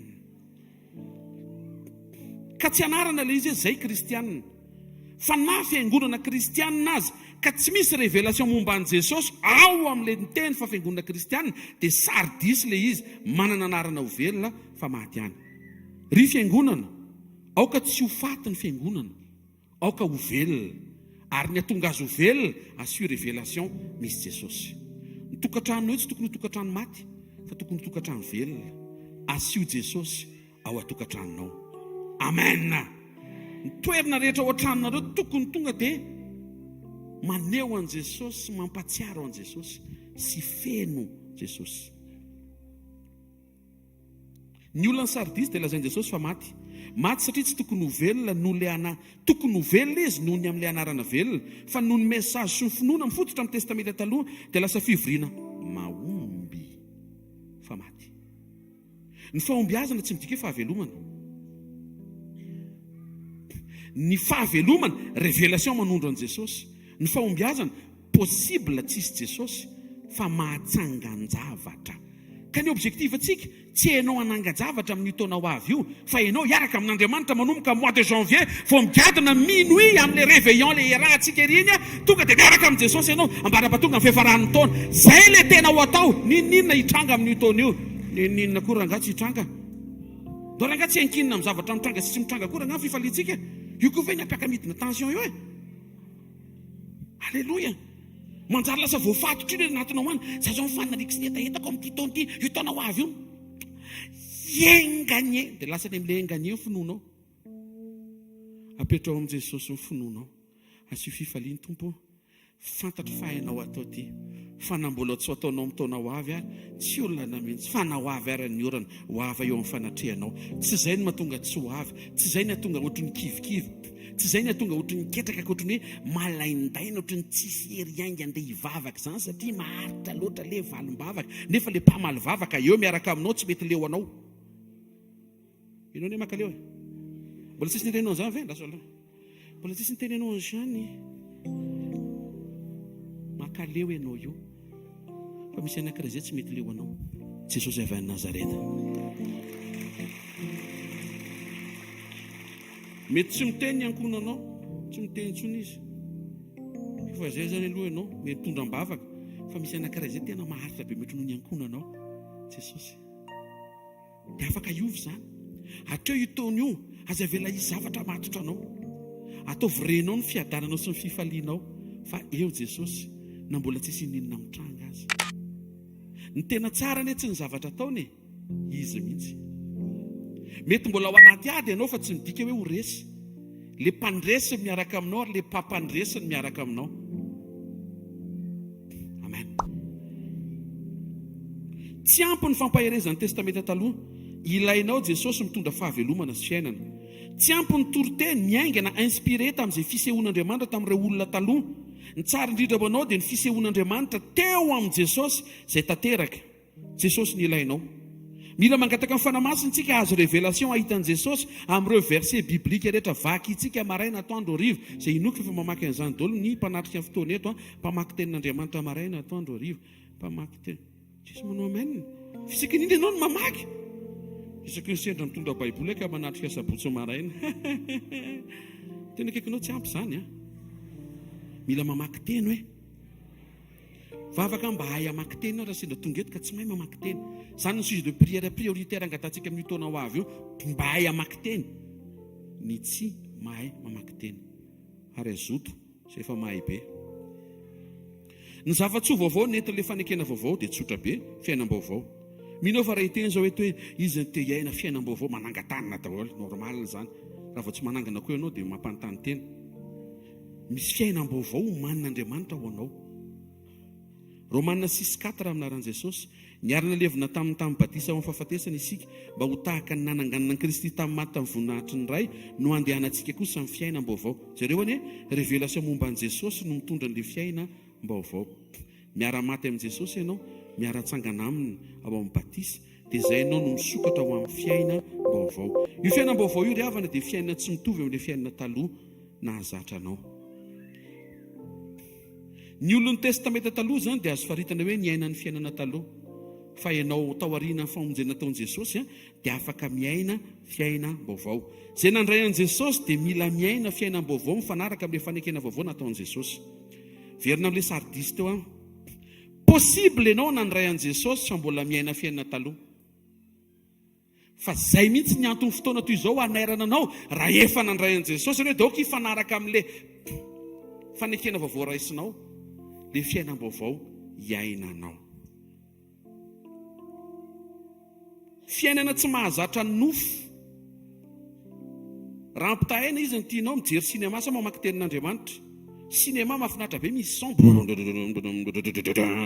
misy acteur tena alors que tu vois ohatra mijery drama ina oko shiro araraba olosore dia otrany hoe malina be dia nanina le izy dia nananina fa ny tenin'Andriamanitra to dia boky be anankiray fehiny page be dia be voasikafa zao dia soratra be dia be tsy sary vao mamaky ana tonga dia hoe tapao ny vodinao ry Jerosalema zany ny hitanao ao iahoana ary zany fa raha zay ianao miinsista kely mangatany fanamasy dia zamorakivy manomiza mamaky fa zabe excuse daholo ny ambo nefa nanomboka namaky any avy ohatrany tsy hitako aniny ianao tsy mahitako mangatany fanamasina fa izy ny ampahita aza mora leo zany hoahy ny tompo ary tsy leo anao io dia ivereno raha hitanao hoe sarotsarotra mamaky baiboly salamo vakina aloha salamo mahafinaritra be avy indrindra ianao tsy ovo mangetaetanao ny fanahiko maniry ianao ny rehetra momba ianao zany mamaky tsy zany mihitsy zao ny atao anatoko zay mihitsy le ilaina dia avadikao vavaka Andriamanitra maninona ny tsy maniry ianao fa maninona ny maniry zavatra hafa mizavatra tsy mety zany eo amin'ny fiainako vadika vavaka ny famakianao an'ilay salamo fa ao kosa misy salamo voasotra tamin'ny hafanampo misy salamo ao ohatrohatr'izao le izy Jehova aringano ireo raha tsy fanahy okiongotra amin'ny masony rehefa tsy te hijery ianao izy afao vitao zareo nampianaran'i Jesosy ny raha tsy fanahy natao entina mambavaka fa tsy mody atao poema nefa raha tsy tetra ve azotsika am'izay tsy mody hoe aringano ianao tsy natao hivavaka na hira andringana an'izan'izy zany raha misy ny tokony aringana ary ianao tena andraso aloha aloha to ty farany taona ty aloha misy zavatra amboaritsika kely moa eto aloha raha misy ny tokony aringana raha angatya tsy ny olona eny fa ny toetra ratsy sy efa matahotra be mihitsy isandray toetra ratsy ao anatinao raha misy olona manao tsy mety aza miandry ny mety avy aminy akory mety tsy ahitan'izany ianao verenao amin'i Jesosy tsy hanao ny tsy mety aminao zany mandrakizay raha miverinao aminy ianao sika mahatsiaro an'izany dia hoe tena lany fotoana rangahy lany fotoana mitady nininina tany Emanolona tsy ho azonao any Emanolona zany ao amin'i Jesosy rery no misy an'izany mety efa nisy namitaka ianao zao mety misaina ary mety voafitaka zany le rangahy io siako efa namitaka koa nefa ahoana ianao tsy voafitaka ianao koa namitaka zay ataonao ne no mivaly fa nga rehefa ringana daholo ny lamatoa farao dia tena Andriamanitra dia namela ny lamatoa tao Egipta ho ringana Andriamanitra fitiavana ve zany Andriamanitra reo zany mahalasa ny saiko mihitsy zany hoe niala mipasika hony nandalo mipandringana to dia maty daholo ny lamatoa rehetra za aloha tsy haiko fotony hafahafa ny Andriamanitra ny baiboliny zareo fantatrao fa ny Exodosy toko voalohany le farao io koa no teny hoe aringany daholo ny zaza lahy rehetra latsaky ny 3 taona sy tapany tsy zanaka nadany reninao le vonoana dia maika ianao hamono azy hozy Andriamanitra hoe ay manao mazaka dia androany ihany koa iran'Andriamanitra eto mitodika aminao hiteny hoe anao mazaka tena akaikinao iverina le io ary tsy vitan'izay ringana ny lamatoa ny alo amin'ny pasika taitra indray ny lohan'ny farao angony daholo iza daholo ny ambiny ao fa rahalahy lahevo lahampivoany angony daholo miaramila daholo tsika tonga dia andehantsika hanentsika ny zanaka Israely ho vonoantsika ireny sokatra ny ranomasina mena mikatona ny ranomasina mena raha tokony ho lamatoa ireny ny ringana tany Egipta toute la fratrie ringana tao anaty ranomasina tsisy niangana intsony ny lehilahy tao Egipta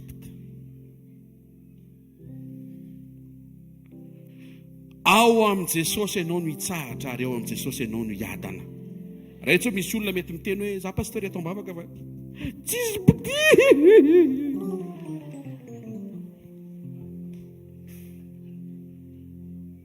miverenao amin'i Jesosy fa izy tia be anao, efa ela be mihitsy, ary izy no teny fa tianao foana hony ary tianao hatramin'ny farany hony. Izy hony tsy hamitaka anao zany mihitsy ohatran'ny renina mitaka anao reny. Izy ane hafa ka Jesosy hafa fa olona hafa nenao koa zany efa tsy efa paherezina mbola efa tenena fa tsisy olona afaka ame an'izay. Verenao amin'i Jesosy dia atotony eo amin'i Jesosy ny rehetra momba ny fanantenanao, ny fiandran-dranao sy ny finoanao ray manontolo. Ny olona ne mety hoe miteny fa tsy hanary ianao fa mety izy zavatra tsy ampoizina, zay le hoe tsy fanapoizana, zay koa ny tsy fanomezantsiny, mety hatsapa ianao hoe toninariana, fa raha ao amin'i Jesosy no ametrahanao ny fanantenanao, Jesosy tsy manary ianao zany, Jesosy tsy mandao anao zany, Jesosy tsy manilika anao zany, Jesosy tsy manadino anao zany. Ny problema ary tsika ny manadino azy, tsika ny manilika azy, tsika ny miala aminy, tsika ny manary azy. Zany rehetra zany mahatonga antsika le mandeha ny tena tsara mitondra n'izany rehetra zany mba ho taperina amin'ity taona ity, mba tsy hoe antsika mitona ho avy io ireo endrika fitapitaka tsy nety rehetra nanimba antsika ny fiarahantsika tamin'Andriamanitra. Sady zavy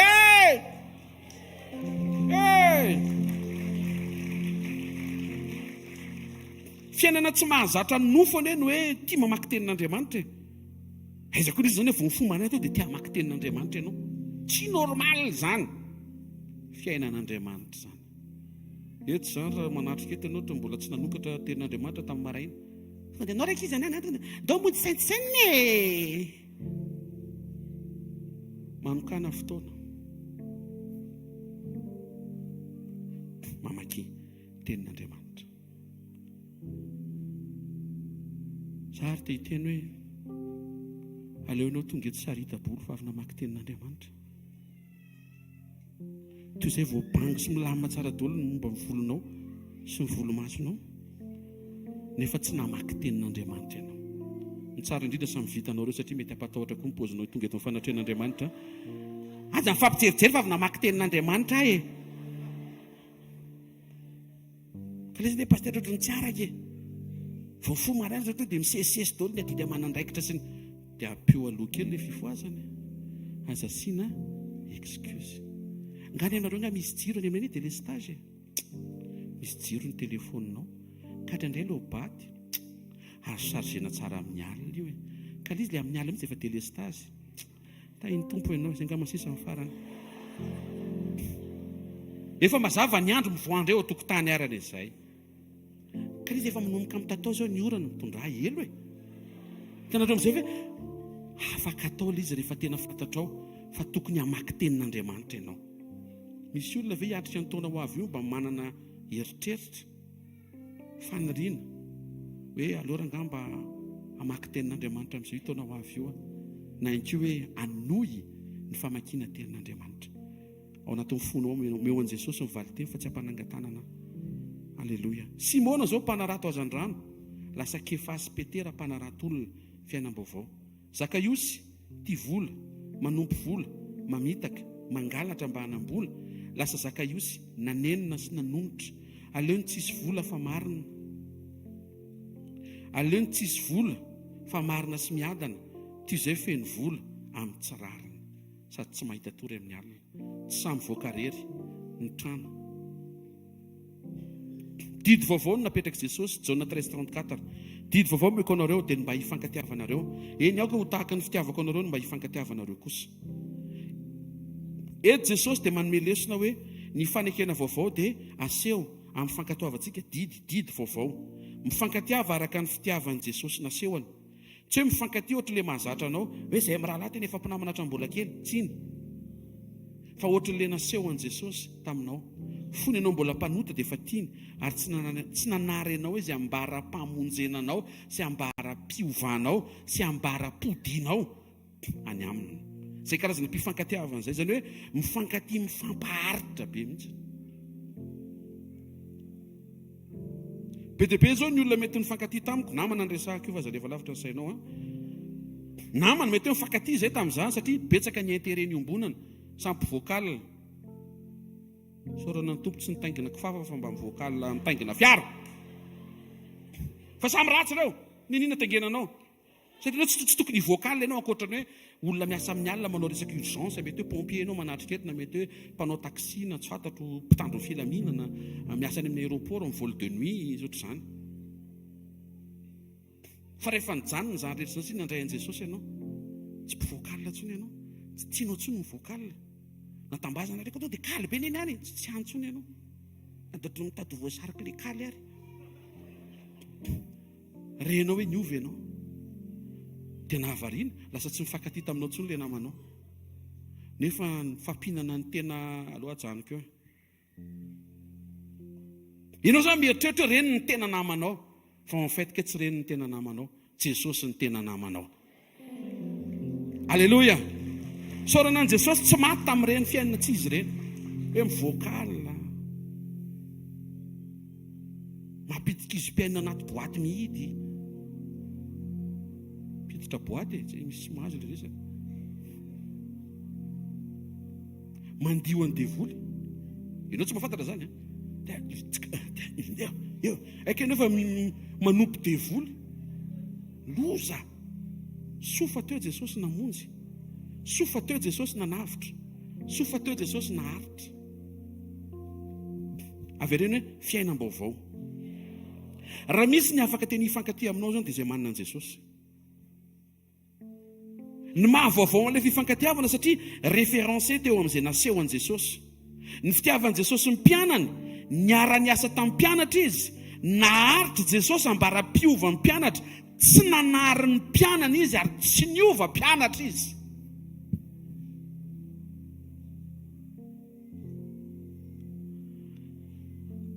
Nananganan' Jesosy ireo mpianatra ireo teny an-dalana, zany ilay fifankatiavana. Zay ilay fifankatiavana araka ny tiavan' Jesosy atsika. Eny, na dia nandao an' Jesosy tamin'ny fotoana sarotra ary izy firy amin'ny rahalahy. Mbola Jesosy indray nanao ny premier pas, namangy nameno ny fanahiny. Oreto ianao le efa ilika indray ny mamangy manome fanomezana. Et en plus ny varavarana koa idina mba tsy ho tafiditra ianao. Tsofoka tsy misy varavarana mihitsy nisokatra Jesosy. Tonga dia mivakiny ny rindrina. Tsy ary ty resaka ty ozy fiadanana ho anareo. Zany ny fifankatiavana sitra k'Andriamanitra. Fampianarana vaovao misy fahefana, Marka 1:27. Le voalohany teo fiainam-baovao, faharoa didy vaovao, ty fahatelo fampianarana vaovao misy fahefana. Marka 1:27 anaran Jesosy. Gaga ny olona rehetra ka ny fanontany hoe manao ahoana re zao zavatra zao? Fampianarana vaovao misy fahefana ny nentin' Jesosy. Ny fanahy maloto aza ny didiny dia manaiky azy. Ny fampianarana mahazatra dia izay nentin'ny fariseo. Ino tsara?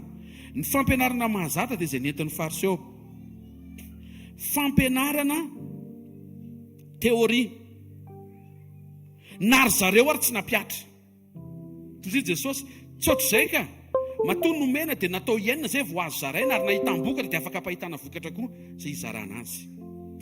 Mahatonga ilay izy tsisy fahefana satria fampianarana tsy niainana. Lasa fampianarana tsy misy fahefana satria le fahefana tokony eken'le mpampianatra anova azy aloha. Zay vao fahefana manova ny olona ampianarana. Zay vao fahefana manova zavatra. Mazava e? Zay koa mahatonga izy io fiainana e. Zay teny tonga dia natao iainana aloha. Tena akaikinao azonao iainana zay nitenenin' Jesosy hoe. 2 Corinthiens 5:17 amin'aran'ny tompo, raha misy olona amin'ny Kristy, olom-baovao izy, efa lasa ny zavatra taloha, indreo efa tonga vaovao ireo. Ny olona vaovao dia olona tsy manana passé. Ilay tantaraikanareo teo zany tsy za, fa ilay olona taloha. Fa ny olona vaovao teraka rehefa nandray an'i Jesosy. Dia ny talohan'izay tsy mikaonty. Efa vita fibebahana andresantsika fa tsy mikaotiny le any, mila mibebaka aloha vao tsy mikaoty le izy ka. Alléluia. Ny olom-baovao tsy manana passé. Zay nahatonga an'i Paoly tsy narahany fahadisoana nataony fahiny rehefa nitory. Ohatr'izany koa Petera tena mananatra. Aza mandany tompo nareo. fa raha misy ny tena mpandahagaigila be izy intelo naneno mihitsy ny akoho indroa fa ohatran'ny voafafa sy adino satria efa tonga olom-baovao betera.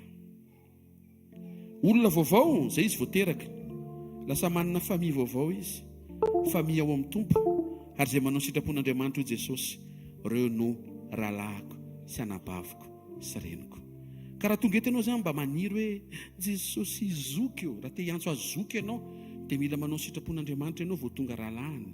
Tena kekinao tsy hoe miantso zoky ianao dia lasa zandro hoe avereny tsara zay dia amin'izay mazava ty resaka androany ty raga isa roa telo, tsy hoe miantso zoky ianao hoe dia lasa zandry, fa manao sitrapon'Andriamanitra ianao hoe dia lasa rahalahy hoe misy te ho rahalahin Jesosy hoe manarika eto, tsakany tananao hoe raha te ho rahalahin Jesosy, ary vitsy izy zany fa te ho inona le ambony reny zany, atsakany tsara tananareo zafady manaova ny sitrapon'Andriamanitra, manaova ny sitrapon'Andriamanitra. Inona le resaka testamon hoe taratasy fandovana. Misy olona anankiray mpanambola be na mpanan-karena be dia manoratra taratasy izy anaty taratasy soratany hoe izao rahanina manana ny reto anina be dia be reto, rehefa ho avy ny fotoana ka maty dia omeko ny anina sy anina reto karazana mpananina anina sy reto, ohatra izao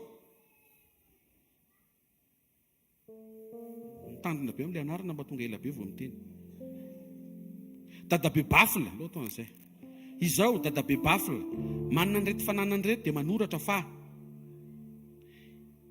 ny akoho anankitelo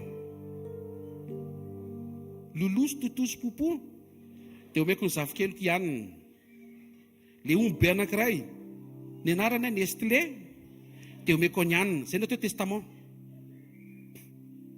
Le izy kosa tsisy hoe ary le trano be anina tsy omeko ny anina tsy zay ny testament, le omena ny voatoniny.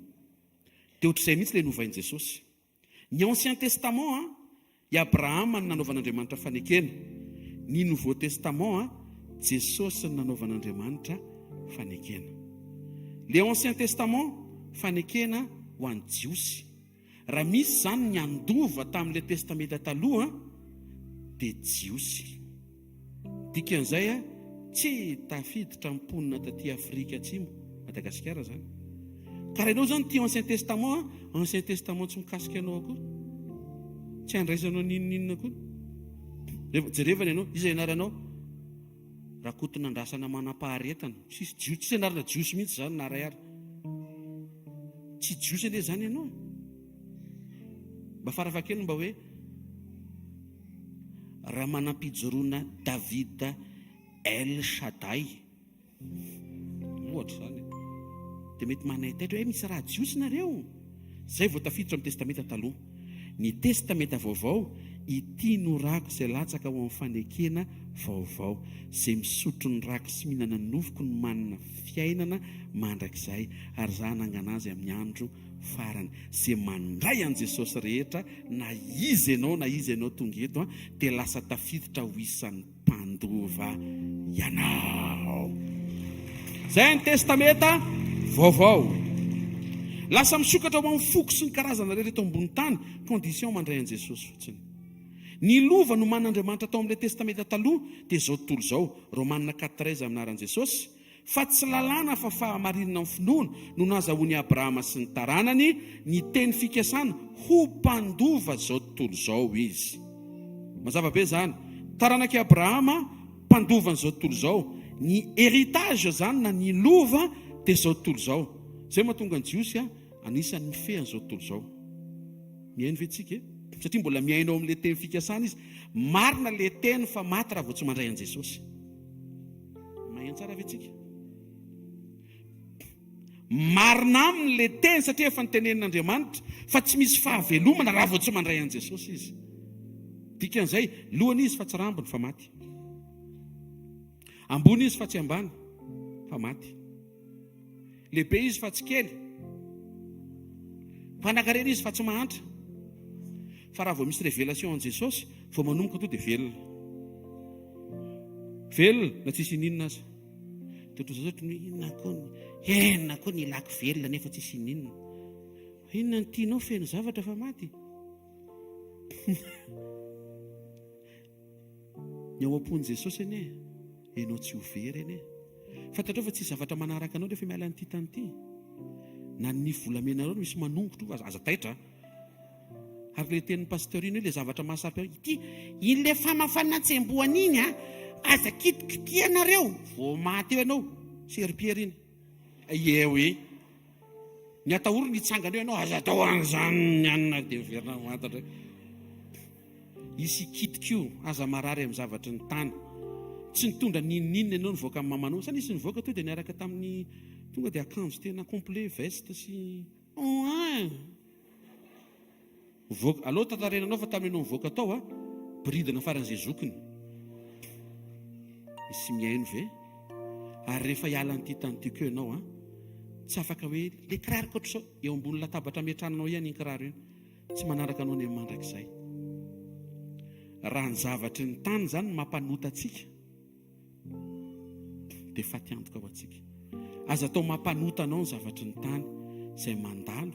Ary efa nitenenin' Jesosy fa tsisy anao na dia ray aza fa fananan'Andriamanitra avokoa rendretreny. Manambady ianao tsy anao io an' Jesosy io nampindramina ianao.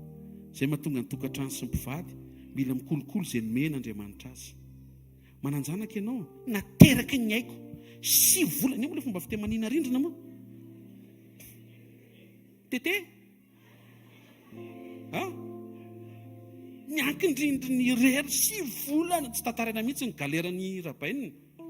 7 volana tsy mandà samy mizaka ny lehilahy sy vehivavy lehilahy koa anie mba mizaka anie saona ry zalahy mizavatra ny retanao ambadiky ny 7 volana fa ekena zany nareo ny tena mibaty aleloia. Fa na iny batainao iny ary na iny menaky ny aiko zanako azaka tiana ny zanako tsy anao iny oe tsy manana ninninina ianao io. Raha fantatrao zany dia afaka ianao. Ny fiaranao io zao tsy anao io tamin'izany. Efa nisy olona ny taingina io. Efa nisy olona miala teny aminy dia mba eny aminao dia mety miala eny aminao ndray dia miverina amin'ny indray.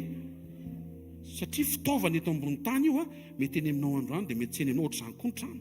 Mety ao nareo androany dia mety tsy ao indray rapitso. Misy dika zany matoa ampatsiahivana satria tsy zavatry ny tany ny fiainana, Jesosy no fiainana. Zao tontolo izao no héritage ho an'ny taranaki i Abrahama. Fa inona ny héritage ho anao rehefa tonga Jesosy? Romaina 8:17. Ny anaran'i Jesosy. Ara zanaka dia mpandova. Eny sady mpandova an'Andriamanitra ny mpiray lova amin'ny Kristy keo. Raha miara-miaritra aminy isika mba hiara-manam-boninahitra aminy keo. Amen. Raha miresaka amin'i Jesosy zany dia hoe Jesosy sambatra be ny jiosy. Dia ho Jesosy fa maninona? Menao azy zao tontolo izao. Tsy malagasy tsisy ninninina. Akatoka ny fety tena miaina anaty fahamainana. Inona mba lova homaninao an'izay nandray anao? Dia hozy Jesosy za. Tsisy aleloha, tsisy amen, tsisy. Andriamanitra ny héritage ho anao.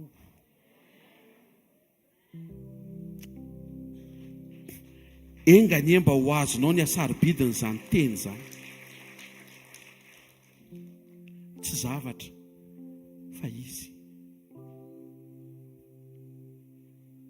Tsy zavatra miforonina fa izy mpamorona mihitsy ny teny hoe izany lovanao. Izany ho anao ary izany ho azonao. Dia saintsaina hoe hamakivaky ny taona vaovao ianao. Eo Andriamanitra miaraka aminao. Tsisy tokony atahorana anie.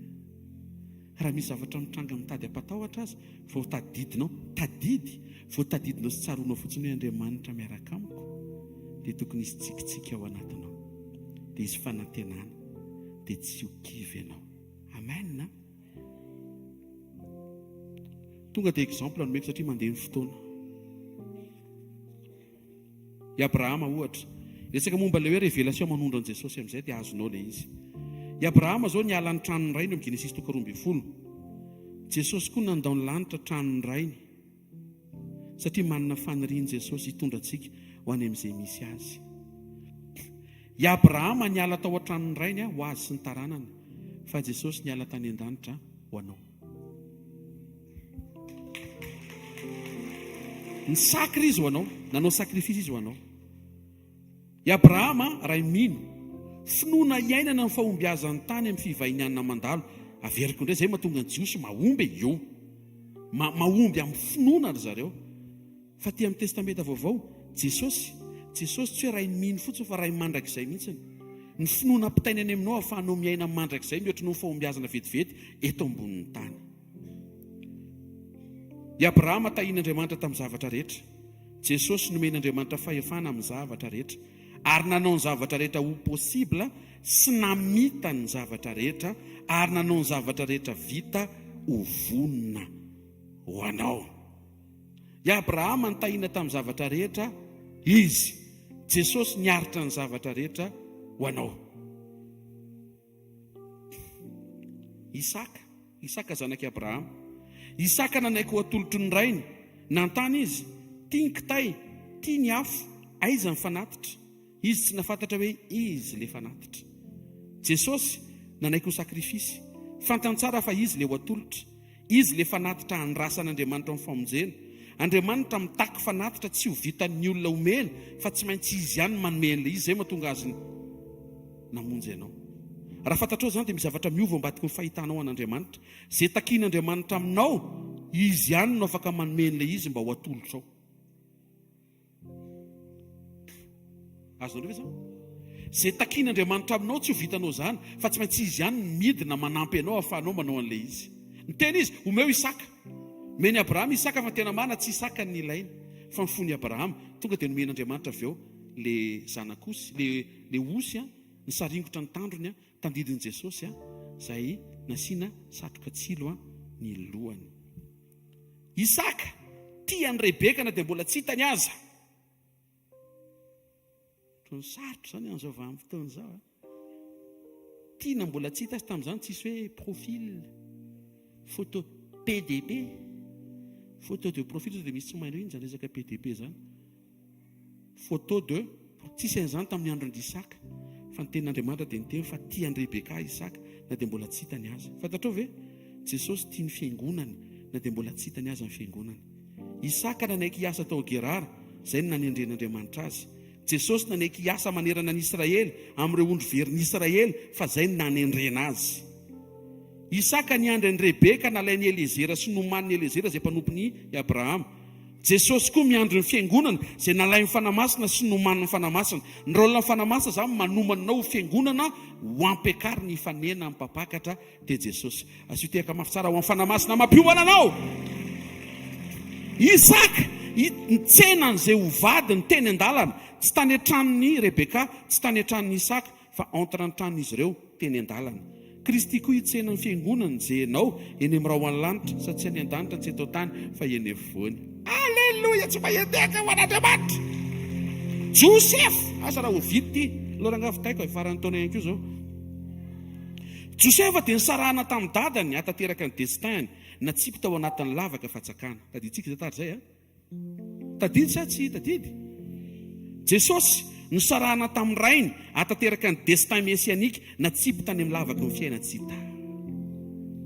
Hitanao amin'izay ve le zavatra mifandray? Raha voarainao le avy amin'i Jesosy dia voarainao le fiainana ambadika le révélation. Mazava be, matoa izy natsipy tany amin'ny fiaina tsy hita, mba tsy ianao no atsipany amin'ny fiaina tsy hita, fa zay niaretanao anao dia tsy iainanao, fa tonga dia tombontsoa anao. Tsy ho atsipany amin'ny elo ianao, ary tsy ho atsipany amin'ny fiaina tsy hita ianao, satria miombona amin'ny Jesosy, miova ohatra ny Jesosy, manahaka ny Jesosy, manomana ny fiaviany mpapakatra. Amen. Norovitina ny akanjo maro lokony Joseph, mariky ny mahazanaka miavana tiany indrindra azy tao an-tranon'ny dadany. Nesorina tamin'i Jesosy koa ny fitafiany lavidy, marika fa tsy izy ny zanaka malala izay sitraka-Andriamanitra. Niaritra n'izay toeran'izay izy mba ho ampidiriny ianao ho isan'ny zanak'Andriamanitra, tian'Andriamanitra ohatra ny tiavany an' Jesosy. Tenena akaikinao, tian'Andriamanitra be ianao hoe ohatra ny tiavany an' Jesosy hoe tsy mahay andehaka ao an'Andriamanitra. Josefa le nahiliky ny rahalahiny, nefa izy ihany ny tonga namonjo ny rahalahiny. Jesosy nahiliky ny jiosy ihany ny tonga hamonjo ny jiosy. Aza taitra ho an'izay hitorianao manodidina anao, ohatra ny maniliky azy, re mimpaniliky reny ihany ny vonjeny avy eo. Ohatra ny tadidiko ary ianao, ohatra ny naniliky azy koa ndray mandefa, ohatra ny mbola ny vonjeny. Tadidiko tsara mihitsy. tany amin'ny fiangonana isy anay taloha. Vita ny fitoam-bavaka dia irositsika amin'ny fitoam-pampahirezana nitsangana daholo ny mpiandry. Nitsangana koa sady nijerijereko ilay mpiandry dia za tsy mila. Sady lasa nandeha. Zany mihitsy fantatra reo eny ho azy me mafatapatatra anakama dia mafatapatatra hoe sofa niovy io rangahy io. Tena avinavina nitsanganako teo amin'ilay na koa resaka mpiandry sy anona fiainana tanora milama milay be tiako. Ataoko an'izay mihitsy. Mazava ve? Taona vitsy taty aoriana angatahana mpiandry aka toerana.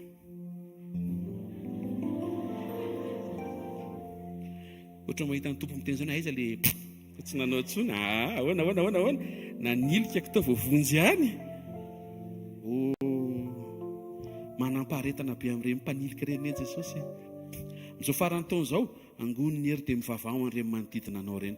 Mpiara-miasa, mpiara-mianatra, havana. Ireny olona efa nitorianao teny ndraiky ohatry ny tena le maso Jean Pastera, maso Jean Pastera. Ireny mpanilika ireny ihany. Ireny ihany no ifanena mpamonjy fa zataitra ianao. Amen. Ndresaka tamina olona anankiroa Jesosy tao am-ponja. Mankasitraka anao ny tehaka. Voafonja roa lahy izy ireo. Dia rehefa vita ny fandikanan'le nofy, ny ray velona, ny ray maty. Rehefa teo amin'ny azo fijaliany Jesosy, ndresaka tamin'le jiolahy anankiroa, ny ray maty, ny ray velona. Tsy izay miresaka amin'ny Jesosy zany ny velona, fa le jiolahy ny resaka fa ohatrany tsy velona.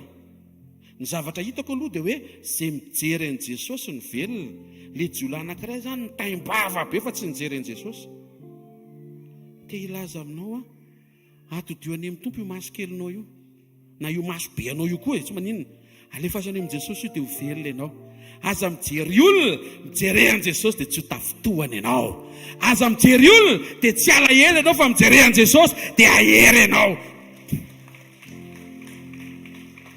Firenena mihinana eto aloha tsika aloha farany taona. Aza mijery olona fa mijery an'i Jesosy. Mbola misy rêve ao anatinao fa afaka mbola tavoaka ny firenentsika. Telo nanao yes, dia nisy nanao yaya, dia nisy nanao ohatrany hoe amen, ohatrany tsefitra kely fotsiny le amen, ohatrany hoe fotsiny. Ny rariko mba ho fantatrao fa ao anatin'ny ohatrany aiziny eo Andriamanitra afaka pisy mazava.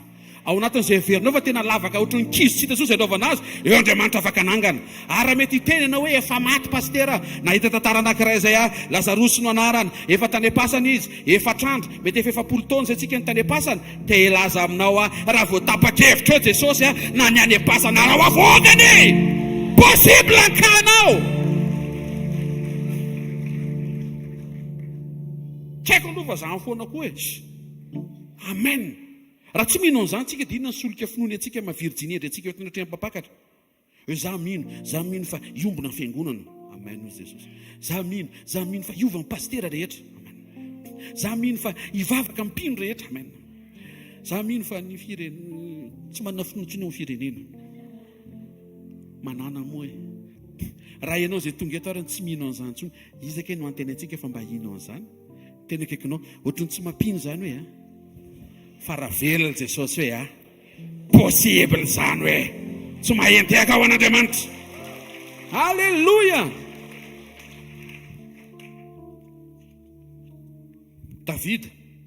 Davida kely naresan'ny Goliata, Jesosy nofo ao mandrà naresan'ny fahafatesana. Goliata io nampatahotra nandritry ny 40 jours ny fahafatesana, nampatahotra nandritry ny 4000 ans. Tsy ny faharetany izy fa ny fahatongavan'i Jesosy. Tsy mampanina izay nitrangatra amin'izay na 4 taona ataovy azo antoka fotsiny fa mandray an'i Jesosy ianao, fa afaka ho alamina, afaka ho aravina, afaka ho amboarina, afaka ho atsangana ny zavatra rehetra. Ohatry mitombona ny fampitahorana maharitra fa tsy mitombona rehefa tonga izay nandrasana. Jesosy ilay nandrasana, ka raha vao tonga izay nandrasana mitsombadika sy miova ny zavatra rehetra. Tsy izay mampatahotra ny mandresy fa izay tokony andresy ny mandresy eo. Jesosy ny nandresy ary mampandresy ianao izy. Amen. Tsy zavatra tokony hampatahotra anao zany. Mampatahotra ny krizy, tsy mampatahotra ny krizy. Jesosy ny hanavitra anao anatin'izay krizy hitany masonao sy mety ho ren'ny olona. Jesosy ny hamonjy ianao. rehefa resy Goliaty dia tsy natahotra ny Goliaty intsony ny zanak'Israely. Rehefa resin'i Jesosy ny fahafatesana, tsy tokony hatahotra fahafatesana intsony ny kristianina. Tena kaikanao, tsy tokony hatahotra fahafatesana intsony ianao hoe. Tsy tokony hatahotra intsony ianao hoe. Le tahotra mihitsy ny nesoron'i Jesosy noresena ho an'izay nanatrika amin'ny fotoana omaly hariva, noresen'i Jesosy ny tahotra, atonganao ho hafa tahotra, atonganao ho mandresy tahotra, atonganao tsy pampatahotra. Zany koa mbola entina bavaka koa. Matetika mantsy izay pampatahotra izay aretina manjo ny zoky. Miangavy ianao ary zoky ibebaka. Be loatra izay nampitahoranao ny zandrinao izay. Mijoro eto amin'ny solotena ny syndika ny zandry rehetra izay manatrika eto. Oka izay dia izany fampatahotra fa ny tompo ane hamangy ianao. Mety hitentsika io dia fampitahotra tambola kely koa dia eloka tena sarotiny koa ny Andriamanitra. Tsy ianao marina ny natahotra ko eloka tsy eloka inona. Le olona efa mila ho tapaka lalandra nampitahorinao amin'ny zavatra. Le zaza kely dia eferinao ambadiky ny varavarana. Dia eto no dia mahafinaritra le efa matahotra. Minao fa miovy zany Minao farany taona mahafinaritra, farany taona tsy mifampatahotra zany ty taona ty. Io taona ho avy io, taona ny zanak'Andriamanitra tsy hisy tahotra. Satria mifikitra tsara amin'Andriamanitra. Tena kaikanao, aza matahotra no avinao hoe. Aza matahotra n'le projet hoe. Mety misy olona niteny tany hoe. Tena izy, mety misy olona niteny tany.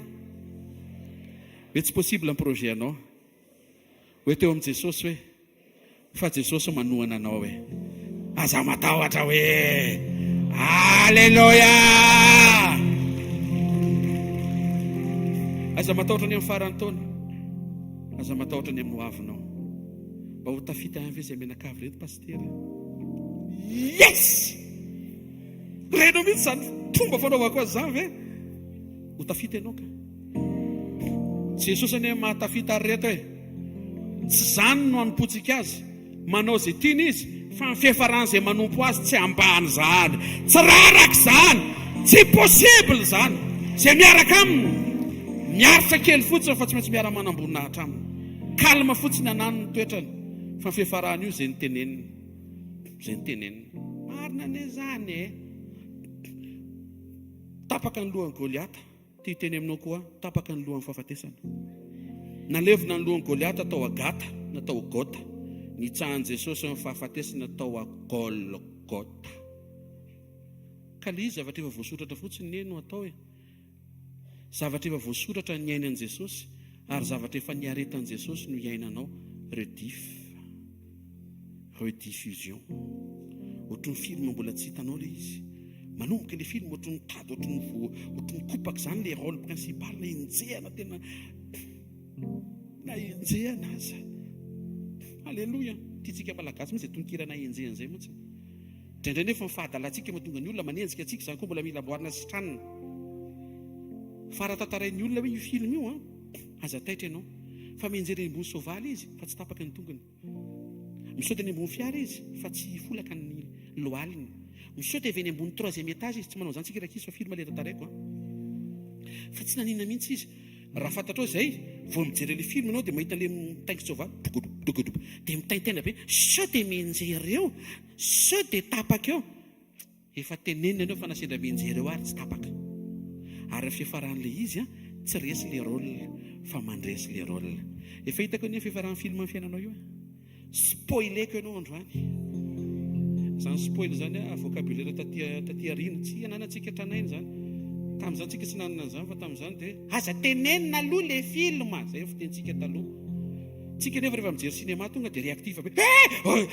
Tsy mahay mijery calme. Tsy hoe amin'inona fa samy manana personnalité. Taty aoriana nivoaka n'ilay hoe spoil. Dikany hoe spoiler dia mbola vao tsy mijery dia vao tantaratra volokatra amin'ny farany le film. Zay no atao hoe spoiler. SPOILER. Mba vita amin'ny farany taona mianatra voambolana vaovao ianao miala eto amin'ny fanatrehan'Andriamanitra. Jesosy ny spoil amin'ny fiainanao. Ohatra mitady ho kopako io fa tafavoaka amin'ny fiafarany io. Ohatra mitady ho lava io fa lasy io. Ohatra mifeny rano mitady ho double sambo fa raha fantatrao fiafaran'ilay film tsy double sambo fa tonga somatsara ny epita miaraka amin'ny fanatrehan'Andriamanitra ao anatin'ilay sambo. ohatrany resony zay tenen'le film fa le nahita amin'ny faran'le film ny teny manoatra no mmpandresy ianao tsy ho raraka izany ianao tsy ho resy izany ianao mba enoy zay tenen'le Andriamanitra minoan' Jesosy tompo mijery an' Jesosy ilay tompo sy mpanefa dikan'le hoe tompo sy mpanefa dia auteur et consommateur de la foi misy efa nanoratra ny finoanao ary Jesosy efa ny Nazareta nanoratra ny finoanao zay nisoratany tao tsy misy afa-tsy zavatra positif aza gaga dia aza taitra fa fifarany zavatra rehetra irahanao amin'ny Jesosy tsy misy afa-tsy tsara eo manomboka androany amin'ny farany taona amin'ny taona ho avy amin'ireo taona be dia be hifanesy tsara daholo ny fiafarany io ilay nanoratra ny tantaram-piainanao. Zay ny mahatsara an'ilay ohatrany rehefa misy zavatra mitranga dia ahoany ity jereo pejy farany. Amen. Ohatry mitady akivy jereo pejy farany fa ny fisaonanao ho avadik'Andriamanitra ho fandihizana. Contraire misaona zany mandihy. Zay tsy mandihy zany misaona. Atsantsika eo dia séminaire hafa no développena an'izay. Niatrika liona Sibera Davida vao niatrika Goliata, niatrika Herôda sy Pilaty Jesosy vao niatrika fahafatesana. Tiavy Jesosy, feno Jesosy ny fiainanao, mangetahitan Jesosy. Rehefa mamaky tenin'Andriamanitra ianao dia mahitan Jesosy ao amin'ilay teny, mangatahany fanamasina. Mamaky ny evanjily ianao na filazantsara ny evanjely iny tonga dia mora be satria tonga dia tantara ny fiarahan Jesosy tamin'ny mpianatra. Rehefa mamaky ny epitra ianao na ny epistily dia iny indray fiarahan Jesosy amin'ny alalan'ny fanahany tao anatin'ny mpianatra. Ny Ancien Testament ray manontolo tantara ny rahan'Andriamanitra tamin'ireo olona izay manondro an Kristy amatona ny misimisy aty aoriana. Miara-miasa daholo ireo rehefa tapa-kevitra ianao ny tady sy ahitan'i Jesosy ao amin'ilay teny izay vakianao. Tena kekinao Jesosy no ivo hoe Jesosy ny rehetra hoe Jesosy no izy hoe Jesosy ny fiainana hoe Jesosy ny ilainao hoe. Tsy magnentehaka ao an'Andriamanitra. Tsy teka mafy tsara ho an'i Jesosy. Mino fa ty farany taona ity dia olom-baovao miaina fanekena tsara lavitra avokoa zanak'Andriamanitra tonga eto amin'ity maraina ity. Manasanao hitsanganary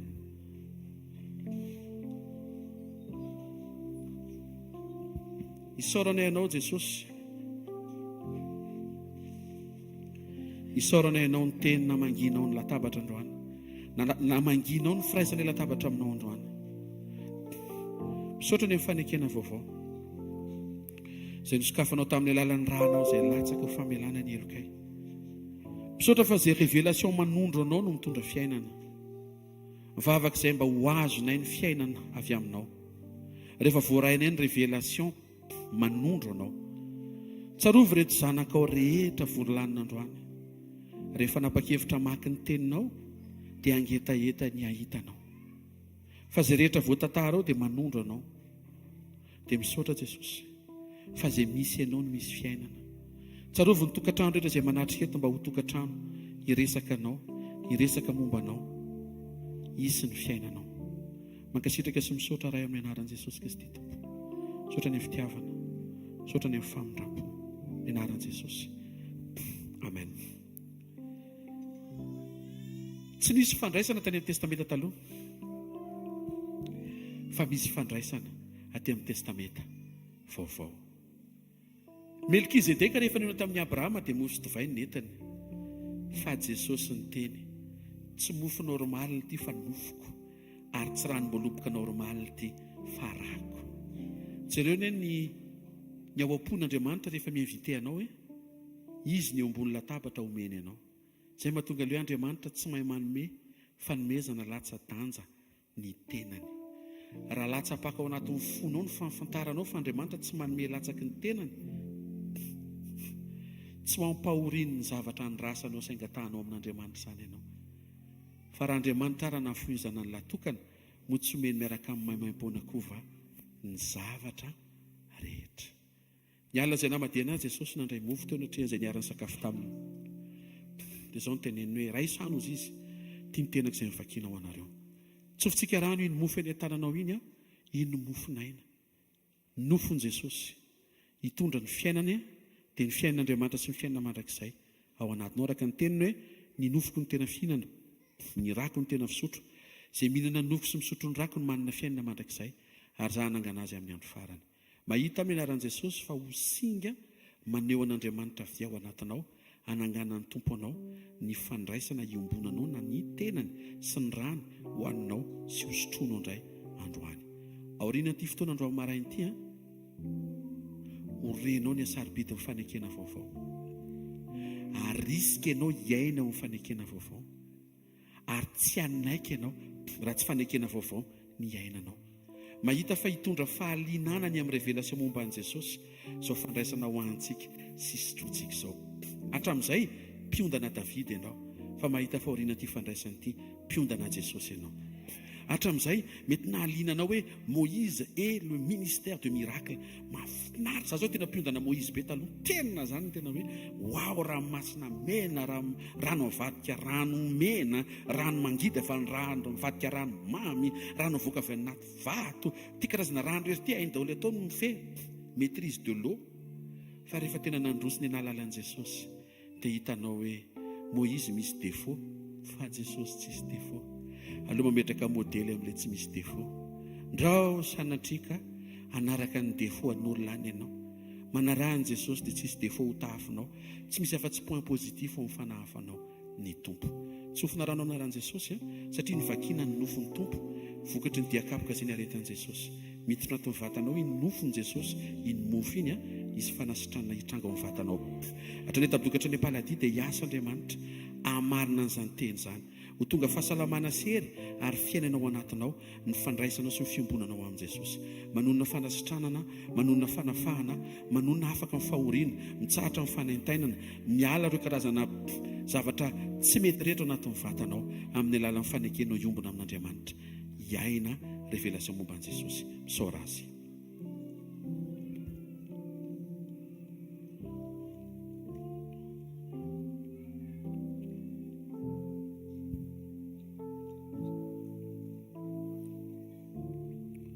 Tio Jesosy ny raha fanekena vaovao izay latsaka ho famelana ny heliko ny maro. Manonona amin'ny anaran'i Jesosy amin'izao latabatra fiombonantsika amin'ny tompo mamarana ny taona izao, voavela ny heliko ao amin'ny anaran'i Jesosy. Raha misy fotoana niainanao tany amin'ny testamenta taloha fa tsy niditra taty amin'ny testamenta vaovao ianao, Andriamanitra ny famondrapo saray ny famondrapoany anarina ny heliko ao, anangana anao vaovao ary araka aminao vaovao indray amin'izao famaranana ny taona izao sy ny fidirana ny taona manaraka. Mahita ihany koa satria ianao voavela amin'ity maraina ity, mpamela heliko koa ianao amin'ny anaran'i Jesosy. Alohan'ny hisotroana ray minitra vetivety, mamela ny heliko izay mety any ambadimbadika any, mba ho valabila aminao ilay famelan-keloka voarainao tamin'ny lalatsahan'ny raha nandatsahan'i Jesosy ny rahany ho anao. Ampio Jesosy rehetra mavesatra ny fony eto, alohan'ny hisotroana ny raha famelan-keloka maimaimpona avy aminao, mba ho valida sy ho valabila eo amin'ny fiainana izany satria hamela heliko izy. Mety manaintaina mavesatra, marary, maratra, fotoana mamety andro amin'ny maraina, afana mamotsitra amin'izao faran'ny taona izao. Iarahana aminao tompo, voninahitry ny anaranao, amin'ny anaran'i Jesosy. Amen. Saora azy.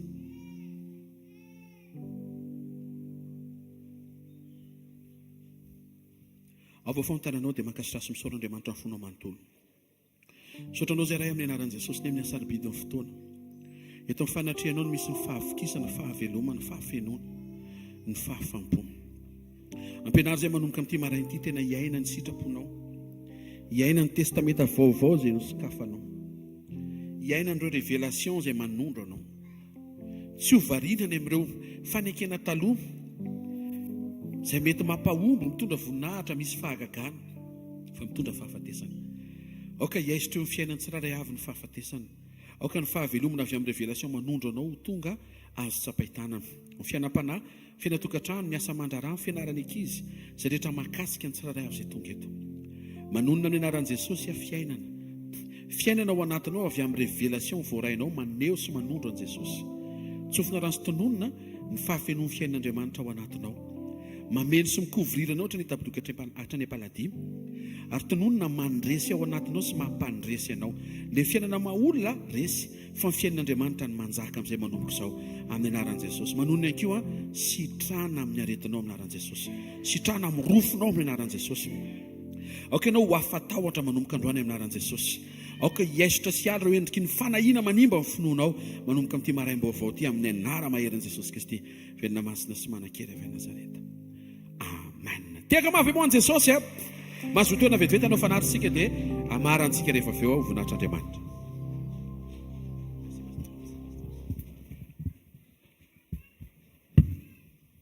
Tain'i Jesosy daholo indray tsika rehetra. Ty misy elo adino ty maly ariva izay tompony mba manantona ny pasteur Frank rehefa avy eo azafady tompoko. Tonga amin'ny fotoantsika hanatazana ny fanatitra sy izay nomaninao rehetra ho an'Andriamanitra. Toy izao manaraka izao ny filazana rapitso 7 volana Desambra dia misy fiankofana sy fiderana iarahantsika amin'ny tarika Vero Naiveson. Toerana dia ao amin'ny petite salle Palais des Sports na petit palais manomboka amin'ny 3 ora tolakandro. Rapitso alahady 7 volana Desambra dia misy fiderana sy fiankofana iarahantsika amin'ny tarika Vero Naiveson. Toerana petite salle Palais des Sports manomboka amin'ny 3 ora io. Misy invitation vitsivitsy any amin'ny pasteur Fortuna, mba tsangany kely an-tanana pasteur azafady tompoko. Io vitsivitsy dia afaka alaina any tsy misy vidibidirana izy io fa maka invitation any izay mbola tsy nahazo kate andeha. Zay ny programantsika ho an-Rapitso. Ny amin'ny herinandro kosa dia tahaka izao manaraka izao. Sekoly latsinainy sy talata dia misy ny sekoly latsinainy sy talata. Sekoly famana olana farany amin'ity taonty ary sekoly fanasitranana farany amin'ity taonty ny talata. Super U Analakely manomboka amin'ny 7 ora maraina izy io hatramin'ny 4 ora sy 5. Tongava antenaiko fa mangetaheta ianao ny hoavy amin'izany ary tsy angetaheta fotsiny fa ho tonga hanatrika an'izany fotoana izany. Ny talata hariva kosa dia misy ny réveillon izay iarahantsika.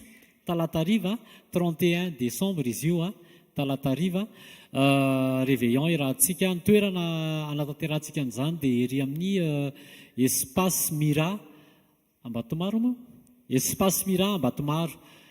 Misy vidibidirana izy io 5,000 ariary. Marihana fa le vidibidirana dia natao ho an'ny resaka location na salle, hofana seza sy ny sisa. Dia mitiafa lomafo an'i Jesosy fa raha tsy izany tsy teneniko ilay vaovao.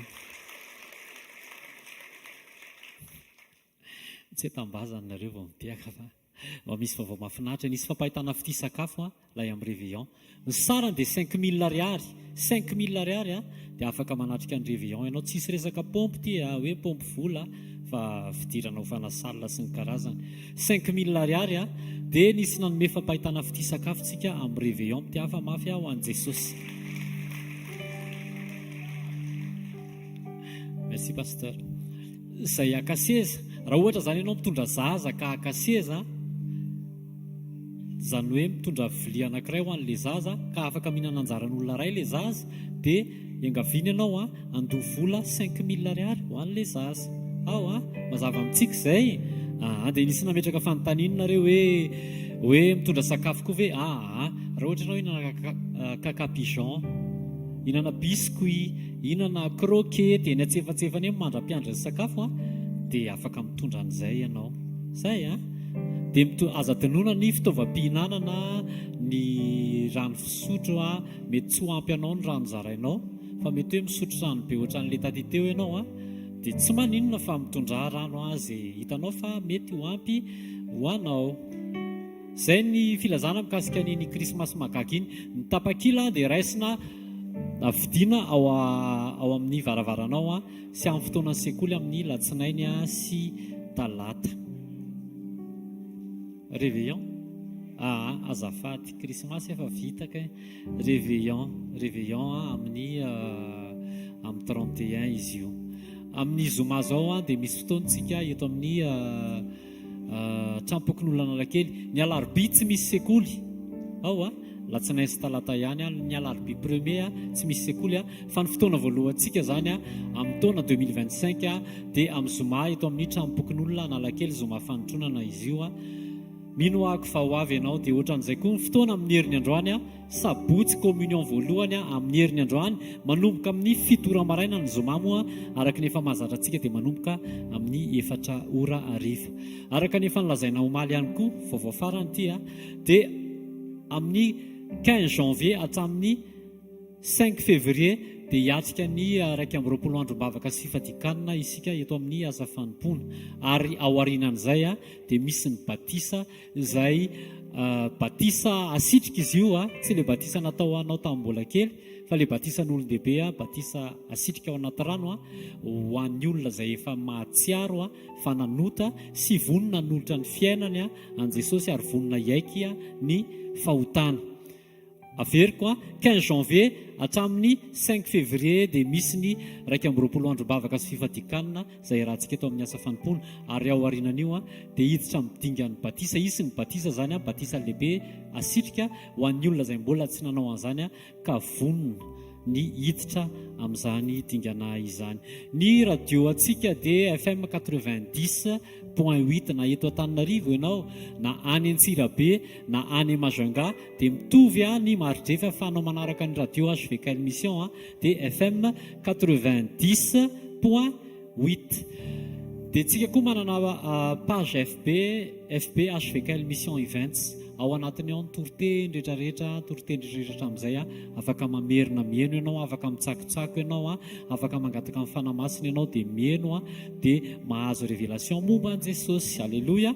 dia ohatran'izay koa ny YouTube manana YouTube tsika izay misy ny tahirindreo vidéo rehetrarehetra HVK-mission afaka mijery ao ianao dia mamerina miaino raha nahasoanao reny hozy isy pasteur miamina zay dia azadinoana ny mizaran'ireny amin'ny hafa masaiko ary ianao hitsangana hivavaka amin'ny fanatitsika raha sitraka ao dia anjiro makaty amin'reto fanatitra reto ny tananao dia andaontsika hivavaka raha amin'ny anaran'i Jesosy mankasitraka anao zay misaotra ny amin'ny fitiavanao mankasitraka fa afaka nanolotra ho anao zay Jesosy tsarovy ireo izay tsy afaka nanolotra ho anao Jesosy mba ahafahany manolotra ho anao indray amin'ny manaraka raisy Jesosy reto fanatitra reto ho tonga fanan'olona marobe voatahiry tsy misy pentina tsy misy fiketronana amin'ny fotoana izay isonao eny amin'ny raha lanitra amin'ny anaran'i Jesosy amen amin'ny anaran'i Jesosy amen andaontsika itiaka mafy ho an'i Jesosy Alléluia. Misy faly ve androany tao raha faly ianao nandray teny avy areny misaotra Jesosy mangetaetanao ianao no ilaiko raha amin'ny anaran'i Jesosy mivavaka ho an-tsirairay avy izay tonga eto hifarana ny taona eo amin'ny kotonandro fa mankasitraka anao zay fa ny teny fikasana omenao dia mitohy ary miandry ny fotoana mampety amin'ilay fetezan'ny toetranay hitrangana zany tsaroviny tsirairay avy izay tonga eto eo amin'izay manjoa azy eo amin'izay mety ho manahirana azy mety tsy misy mitovy ny zavatra entina eto amin'ny fanatrehanao androany zany nisy mivavaka atao anatin'izao fivoriana mamarana ny taona izao hoe Jesosy mba tsaroviny tsirairay avy rehefa andeha amakivaky ny weekend oka hiala ny vesatra oka hivaly Jesosy ilay zavatra mety everina fa mavesatra sy manaintaina tsarovy zanako rehetra tonga eto androany raha misy maratra am-po maratra avy amina zavatra tany amin'ny lasa aoka izy andray fanasitranina fa iloko efa namela heloka izy teo fandraisana azo rehetra tsy nambolenao tokoa dia aoka hiesitra sy ongotro zany aminaran'i Jesosy izaniza mety ho miasa saina tonga eto ianao ilay mpanolo-saina mahagaga afaka ny hevitra sy fahendrena hevitra ohatro ny tsotra ny enomenao dia miva problema goavana be ohatro amin'ny taonina eo amin'ny fiainan'ny olona tsarovankio izay rehetra mety mahatsapa ny tenany hoe irery na kambotina na fohy na miatrika rery eo amin'ny fiainany misaotra fa ny révélation manondro anao dia mampatsiaro fa miaraka aminay ianao miaraka amin'ny tsirairay avy ianao ary tsy mamelanay ho kamboty tsy mamelanay ho irery miady miaraka aminay ianao sady miady ho anay ianao no mampandresy anay ianao tsarovy izay rehetra tonga eto Jesosy savela isy na dia raizaka toy ny hoe miala maina satria vita amin'ny fotoana. Raha misy ao anaty fahafoanana dia ianao ilay Andriamanitra ny fahafenona andraindrainay afaka melo izay banga. Raha misy miaina fiainana potika ianao ilay mpanangana sy mpanamboatra. Ao ihany koa misy zavatra mba hifanandrasana tamin'ity taona ity fôtony mbola tsy mivaly. Vavak'izay hoe rehefa miampito taona ho avy io Jesosy, vavak'izay mba ho feno ilay fifaliana, mba homenao zany. Izay rehetra mikarakara taratasy na any amin'ny tribunal na any amin'ny karazana birao maro samihafa, taratasina tany, taratasina fiara, taratasina fanambadiana, taratasina fianarana, taratasina fifindramonina, resaka visa, zavatra be dia be mety tsy voatanisana eto daholo. Vavak'izay Jesosy, tsarovy amin'indra fonao ny zanako rehetra. Amin'ny anarana mahery Jesosy Kristy avy Nazareta. Amen. Amin'ny anaran'i Jesosy. Amen. Halleluja.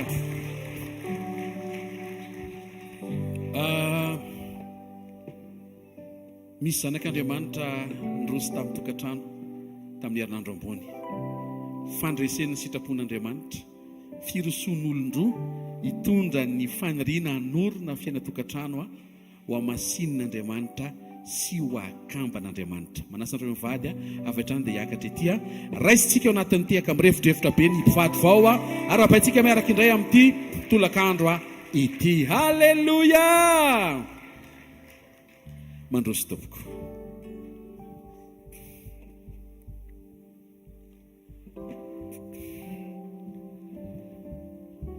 Teny Jesosy. Amin'ny anaran'i Jesosy amin'ny anaran'ny isa fanompona manontolo amin'ny anaran'ny ray aman-dreny mpitarina izay tsy eto fa isy loko tena sy amin'ny anaran'ny mpiara-manompo rehetra mpiara-mivavaka dia miarabanareo mivady.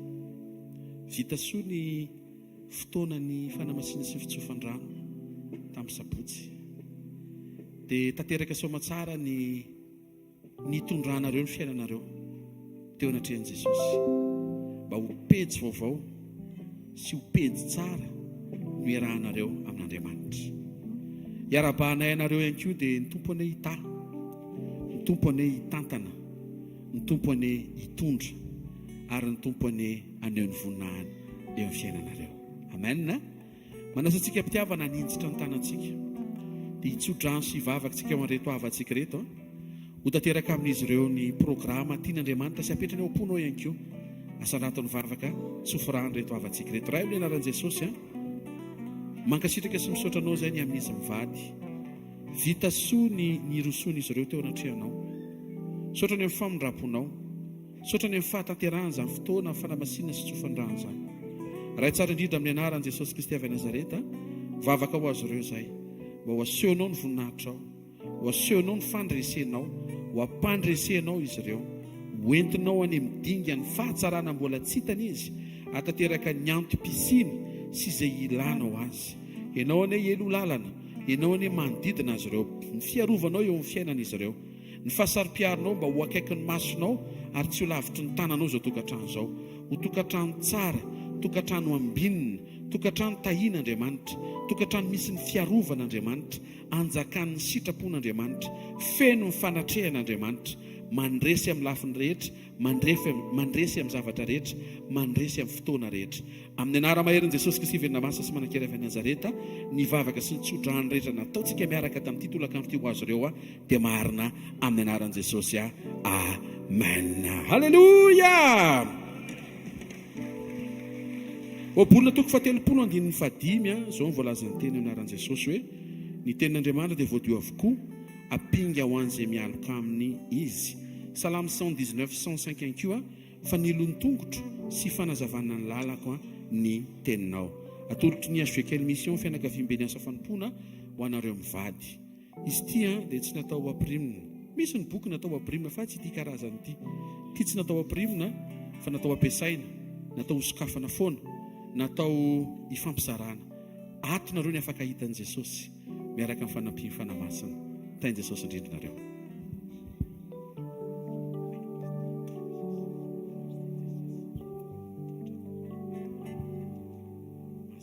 Tiaka mafitsika ho an'i Jesosy makataka ny lioan'ny Joda hiakatra.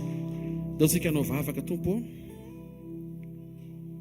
Etiko tanatreha ny foko ny fanoloran-tenako raha hiampitany taona vaovao aho dia mba ho voatahirinao, ho feno anao ary ho feno ny etaentanao mandraka riva, mba tsy isan'izay miemotra, tsy isan'izay miverin-dalana amin'ny finoana, tsy ho tratratra karazana krizy mampisaraka anao, mampisaraka aminao, fa tena hifikitra aminao aho, hiazona ny tananao aho. Mety ho sarotra hitany maso ny zavatra atrehany, fa hisafidy an Jesosy amin'izao farany taona, sititra amin'ny taona ho avy izao, hiraikitra aminao, amihana anao, satria ianao no ilaiko, ianao no iriko. Hiderako sy ankalazako anomezako voninahitra anao mandrakizay izay rehetra nitranga sy niseho, misaotra betsaka amin'ny zavatra rehetra, amin'ny anara maherin' Jesosy Kristy velona masa sy manan-kira avy a Nazareta.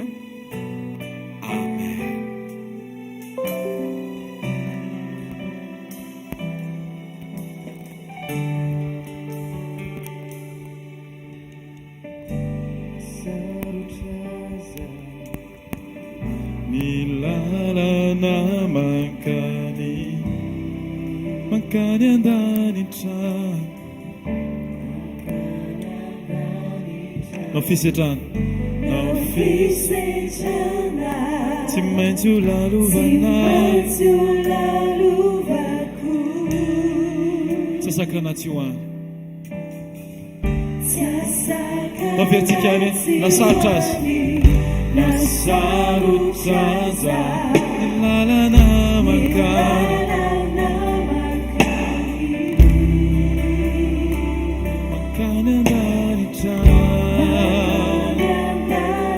Nafisetrana tsy maintsy ho lalovako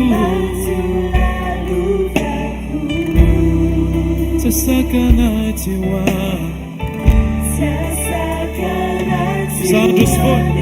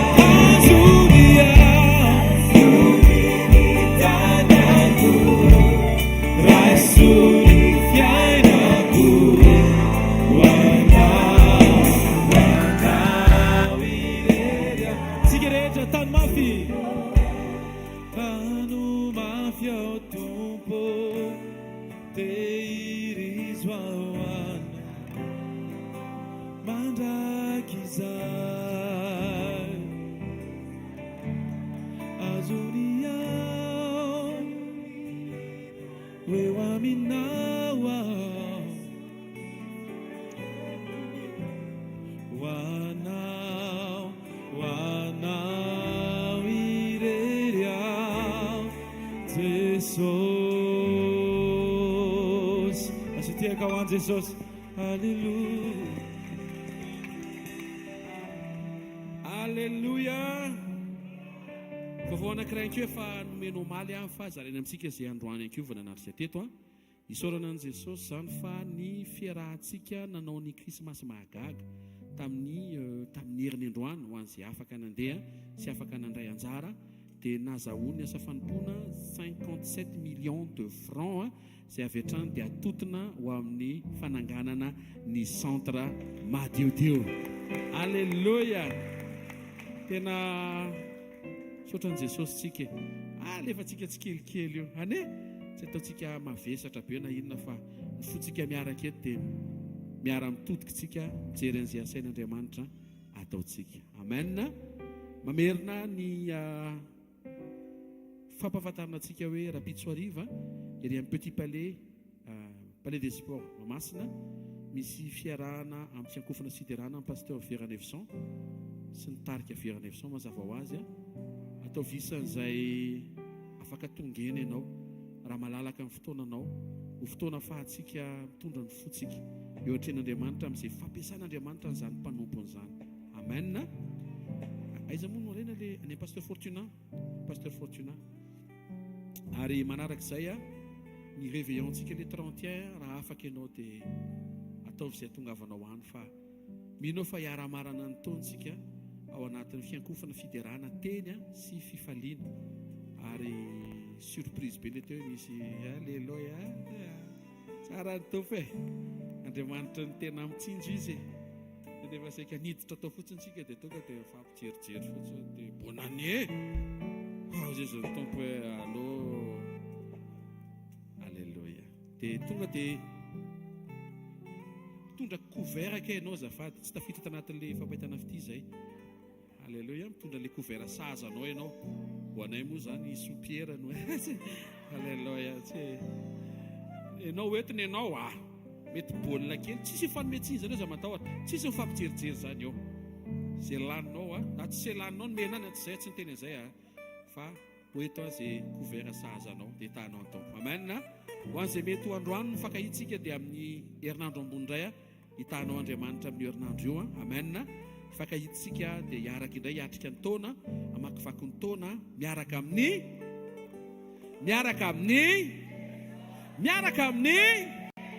amen. Raha tsy tsodrano izay tononona anaran'i Jesosy fa ho marina eo amin'ny fiainanao amin'ity maraina ity. Ho marina aminao any ny tenin'i Jesosy hoe arindro izaho ombanao mandrakariva ambara-pahatonga ny fahataperan'izao tontolo izao. Hoe tompo aminao hitanao ane Jehovah ka hiaro anao, ampamirapiratra ny tavany aminao ane Jehovah ka mindra fo aminao, anandratra ny tavany aminao ane Jehovah ka nomenao fiadanana. Mandehana ry zanaka tiana,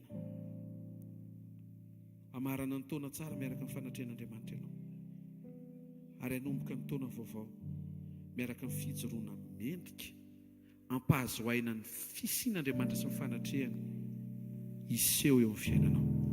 Amin'ny anaran'i Jesosy Kristy avy Nazareta. Amen. Zarao rao fahasoavana fa fahasoavan'Andriamanitra ny maty izao ary fahasoavan'Andriamanitra ny maty izao anareo. Amen dia amen. Teny Jesosy daholo.